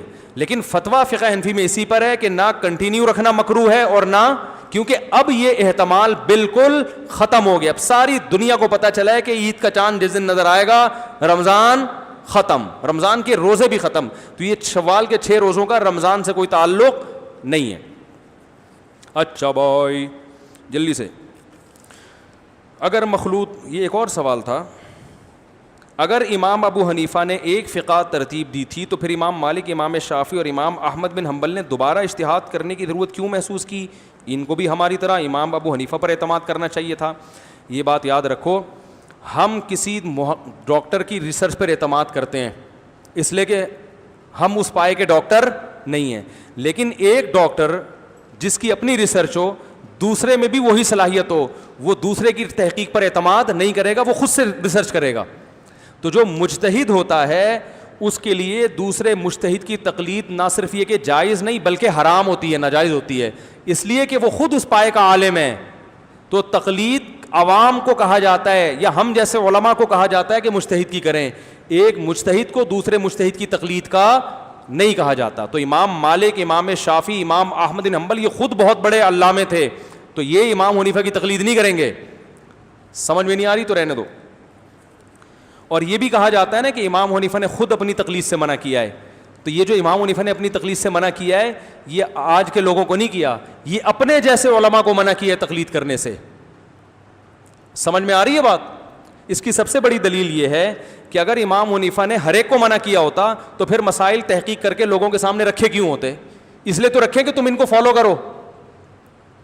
اگر وہ ہر ایک کو یہ چاہتے کہ تم نے دلیل سے چلنا ہے تو وہ کہتے ہیں مجھے تحقیق کرنے کی کیا ضرورت ہے، جس نے تحقیق کرنی ہوگی قرآن حدیث سے تحقیق کر کے عمل کر لے گا، میری تحقیق کو فالو کرنے کی ضرورت کیا؟ یہ تحقیقات کر کے لکھوائی اسی لیے تو جا رہی تھی کہ عوام وہ کیا کرے گی، اس تحقیق کو فالو کرے گی. سمجھ میں آ رہی ہے بات؟ اور امام شافعی نے بھی یہ بات لکھی ہے کہ میری تقلید مت کرو. علامہ نووی جو فقہ شافعی کے امام ہیں انہوں نے یہ صاف لکھا ہے کہ امام شافعی کی مراد وہ لوگ ہیں جو امام شافعی کے لیول کے آدمی ہوں. انہوں نے فرمایا کہ عام آدمی کے لیے خود سے تحقیق کرنا، جو پیچیدہ مسائل ہیں ان کی بات کر رہا ہوں، خود سے اس کی اجازت نہیں ہے، کیونکہ علامہ نووی کہتے ہیں اس میں اس کی صلاحیت نہیں ہے. وہ کہتے ہیں خود تحقیق کی صلاحیت جب ہوگی, آگے انہوں نے پوری ڈیٹیل لکھی ہے کہ خود تحقیق کا اہل جب ہے جب ان تمام علوم پر اس کو قدرت حاصل ہو. پھر وہ علوم انہوں نے بیان کیے ہیں. تو امام شافعی کی بات انہی کے شاگرد ہم سے زیادہ اچھا سمجھتے ہیں, سمجھ رہے ہیں. اور امام شافعی نے خود بھی لوگ کہتے ہیں امام حنیفہ کسی کی تقلید کیوں نہیں کرتے تھے. جب امام ابو حنیفہ مجتہد نہیں تھے تو وہ اپنے سے پہلوں کی تقلید کرتے تھے, جب وہ مجتہد بن گئے تو انہوں نے تقلید چھوڑ دی. یہ عجیب بات ہے کہ جب خود بھی صلاحیت نہیں تھی پھر بھی نہیں کرتے تھے. یہ تو امام حنیفہ ایسا تھوڑی کریں گے بھائی, جب خود صلاحیت پیدا ہو گئی پھر تقلید چھوڑ دی. امام شافعی نے ایک مسئلے میں کہا ہے قلتہ تقلیدا لعطاء, اس میں نے عطاء ابن ابی رباح کی تقلید کی ہے. تو پتہ چلا امام شافعی بھی کیا کرتے تھے, جب تک خود مجتہد نہیں تھے تو وہ بھی کسی کی تقلید کرتے تھے. تو ہم جو کہہ رہے ہیں نا تقلید واجب ہے, ان پر واجب ہے جو مجتہد نہیں ہے. اگر مخلوط دعوت میں جانا ناجائز ہے تو پھر طواف میں تو بھی تو مخلوط ماحول ہوتا ہے. طواف میں جو مخلوط ماحول ہوتا ہے بہت سے علماء نے اس کے خلاف بھی آواز اٹھائی ہے کہ پہلے آبادی کم تھی تو اتنا رش نہیں ہوتا تھا طواف میں کہ مرد اور عورت ایک دوسرے میں پس رہے ہوں. تو شاہ فہد کے دور میں علماء نے اس پر آواز اٹھائی تھی, اور خود سعودی علماء نے اٹھائی تھی کہ خواتین کا مطاف الگ ہونا چاہیے, مردوں کا الگ. لیکن یہ کہ وہاں جب صدیوں سے ایک کام ہو رہا ہوتا ہے نا اس کا چینج کرنا آسان نہیں ہوتا, اور اس میں بہت ساری مشکلات بھی ہوتی ہیں. تو وہ ایک مجبوری کی وجہ سے ہو رہا ہے. اگر اس سے آپ استدلال کرتے ہیں کہ طواف میں مرد اور عورت اکٹھے ہوتے ہیں اس لیے اختلاط جائز ہے, تو سوال پیدا ہوتا ہے نماز میں کیوں نہیں ہوتے؟ نماز میں نبی نے مردوں کو عورتوں کے ساتھ کھڑے ہونے کی اجازت دی ہے؟ نہیں دی ہے نا. نماز میں مردوں کی صف آگے اور عورتوں کی صف سے پیچھے. تو جب نماز میں مخلوط ماحول کی اجازت نہیں دی تو شادی بیاہ میں کہاں سے اجازت ہوگی؟ تو وہ طواف میں ایک مجبوری سے ہے کہ وہ ممکن نہیں ہے, اتنا کراؤڈ ہے, وہ کیسے روکیں گے؟ اور ویسے بھی طواف کا ایک وقار بھی ہوتا ہے نا, طواف کا ایک روحانی اثر بھی ہوتا ہے کہ وہاں اختلاط کے باوجود بھی گناہ کا خیال نہیں آتا. جبکہ شادی بیاہوں میں جو مخلوط ماحول ہوتا ہے وہاں تو جاتے ہی اس چکر میں بہت سے لوگ, ہاں نا, میتوں میں ہو رہا ہے. میں ایسی شادی جانتا ہوں جو میت پہ ہوئی ہے. میں نے ایک اپنے دوست سے میں نے پوچھا یار آپ کی یہاں شادی کیسے ہو گئی؟ یہ تو آپ کے نہ ریلیٹیو ہیں نہ رشتہ دار ہیں, کچھ بھی نہیں. کہہ رہے ہیں یار وہ بھی میت پہ آئی ہوئی تھی, میں بھی آیا ہوا تھا, جنازہ پڑا ہوا ہے وہیں آنکھ مٹکا ہوا ہے. جنازے میں کیا ہوا ہے؟ آنکھ مٹکا. سمجھتے ہیں؟ سمجھتے تو ہوں گے, کیوں نہیں, اتنے بھی گھننا بننے کی ضرورت نہیں ہے. جنازے پہ دونوں نے ایک دوسرے کو دیکھا ہے اور وہیں پھر آنکھ مٹکا ہوا, سیٹنگ ہوئی. انہوں نے کہا ابھی تو فی الحال رونے کا ٹائم ہے, رو لو, بعد میں ملتے ہیں. یعنی آنکھ مٹکا جو سیٹنگ ہوئی وہ جنازے سے ہوئی, تکمیل اس کی پھر کسی ویڈنگ میں ہوئی ہے, کسی شادی میں, پھر وہ تمیز سے, پھر وہ وہاں تو اتنا مسئلہ نہیں ہوتا. صحیح ہے نا. تو باقاعدہ بچے ہیں ماشاء اللہ, ہنسی خوشی زندگی گزار رہے ہیں. تو رات کو سورہ ملک پڑھنے کی کیا فضیلت ہے؟ عذاب قبر سے حفاظت ہوتی ہے. آج کل مردوں کا ہی ریزر عورتوں کے نام سے بازاروں میں بیچا جا رہا ہے, تو بس اس حوالے سے بتا دیں کیا وہ ریزر جس میں بلیڈ لگا ہوتا ہے عورتوں پر حرام ہے؟ حرام نہیں ہے بھائی, فضیلت کے خلاف ہے. ریزر بھی عورتیں استعمال کر سکتی ہیں. ایک بات آئی تھی ذہن میں, بہت اہم پوائنٹ کی بات تھی. ابھی میں نے کیا مسئلہ بیان کیا اس سے پہلے, یہ جو آپ کو پرچی, ابھی جو لاسٹ مسئلہ کیا بیان کر رہا تھا میں, ابے سورہ یعنی اس سے پہلے, ہاں مرد اور خواتین کا اختلاط پر بات کر رہا تھا نا. ایک اہم چیز آئی تھی دماغ میں, بالکل نکل گئی ہے, کاش دوبارہ آ جائے. اس سے دماغ میں بڑی ایک ٹینشن ہوتی ہے کہ ایک چیز بات آتے آتے سائڈوں سے نکل جائے. کدھر گئی؟ اگر کسی نے انشورنس پالیسی لی ہو اور وہ مکمل ہو گئی ہو تو اب اسے کیسے معلوم ہوا کہ یہ حرام ہے؟ اب جو اماؤنٹ اسے ملے گا اس میں سے کتنا لینا جائز ہوگا؟ جتنا اماؤنٹ آپ نے انشورنس کمپنی کو قسطوں کے نام پہ جمع کرایا ہے وہ سارا آپ کا ہے, وہ رکھ لیں. جو اضافی ہے وہ ثواب کی نیت کے بغیر صدقہ کر دیں. سمجھ گئے؟ پروفٹ حلال نہیں ہے, جو اصل راس المال ہے وہ کیا ہے؟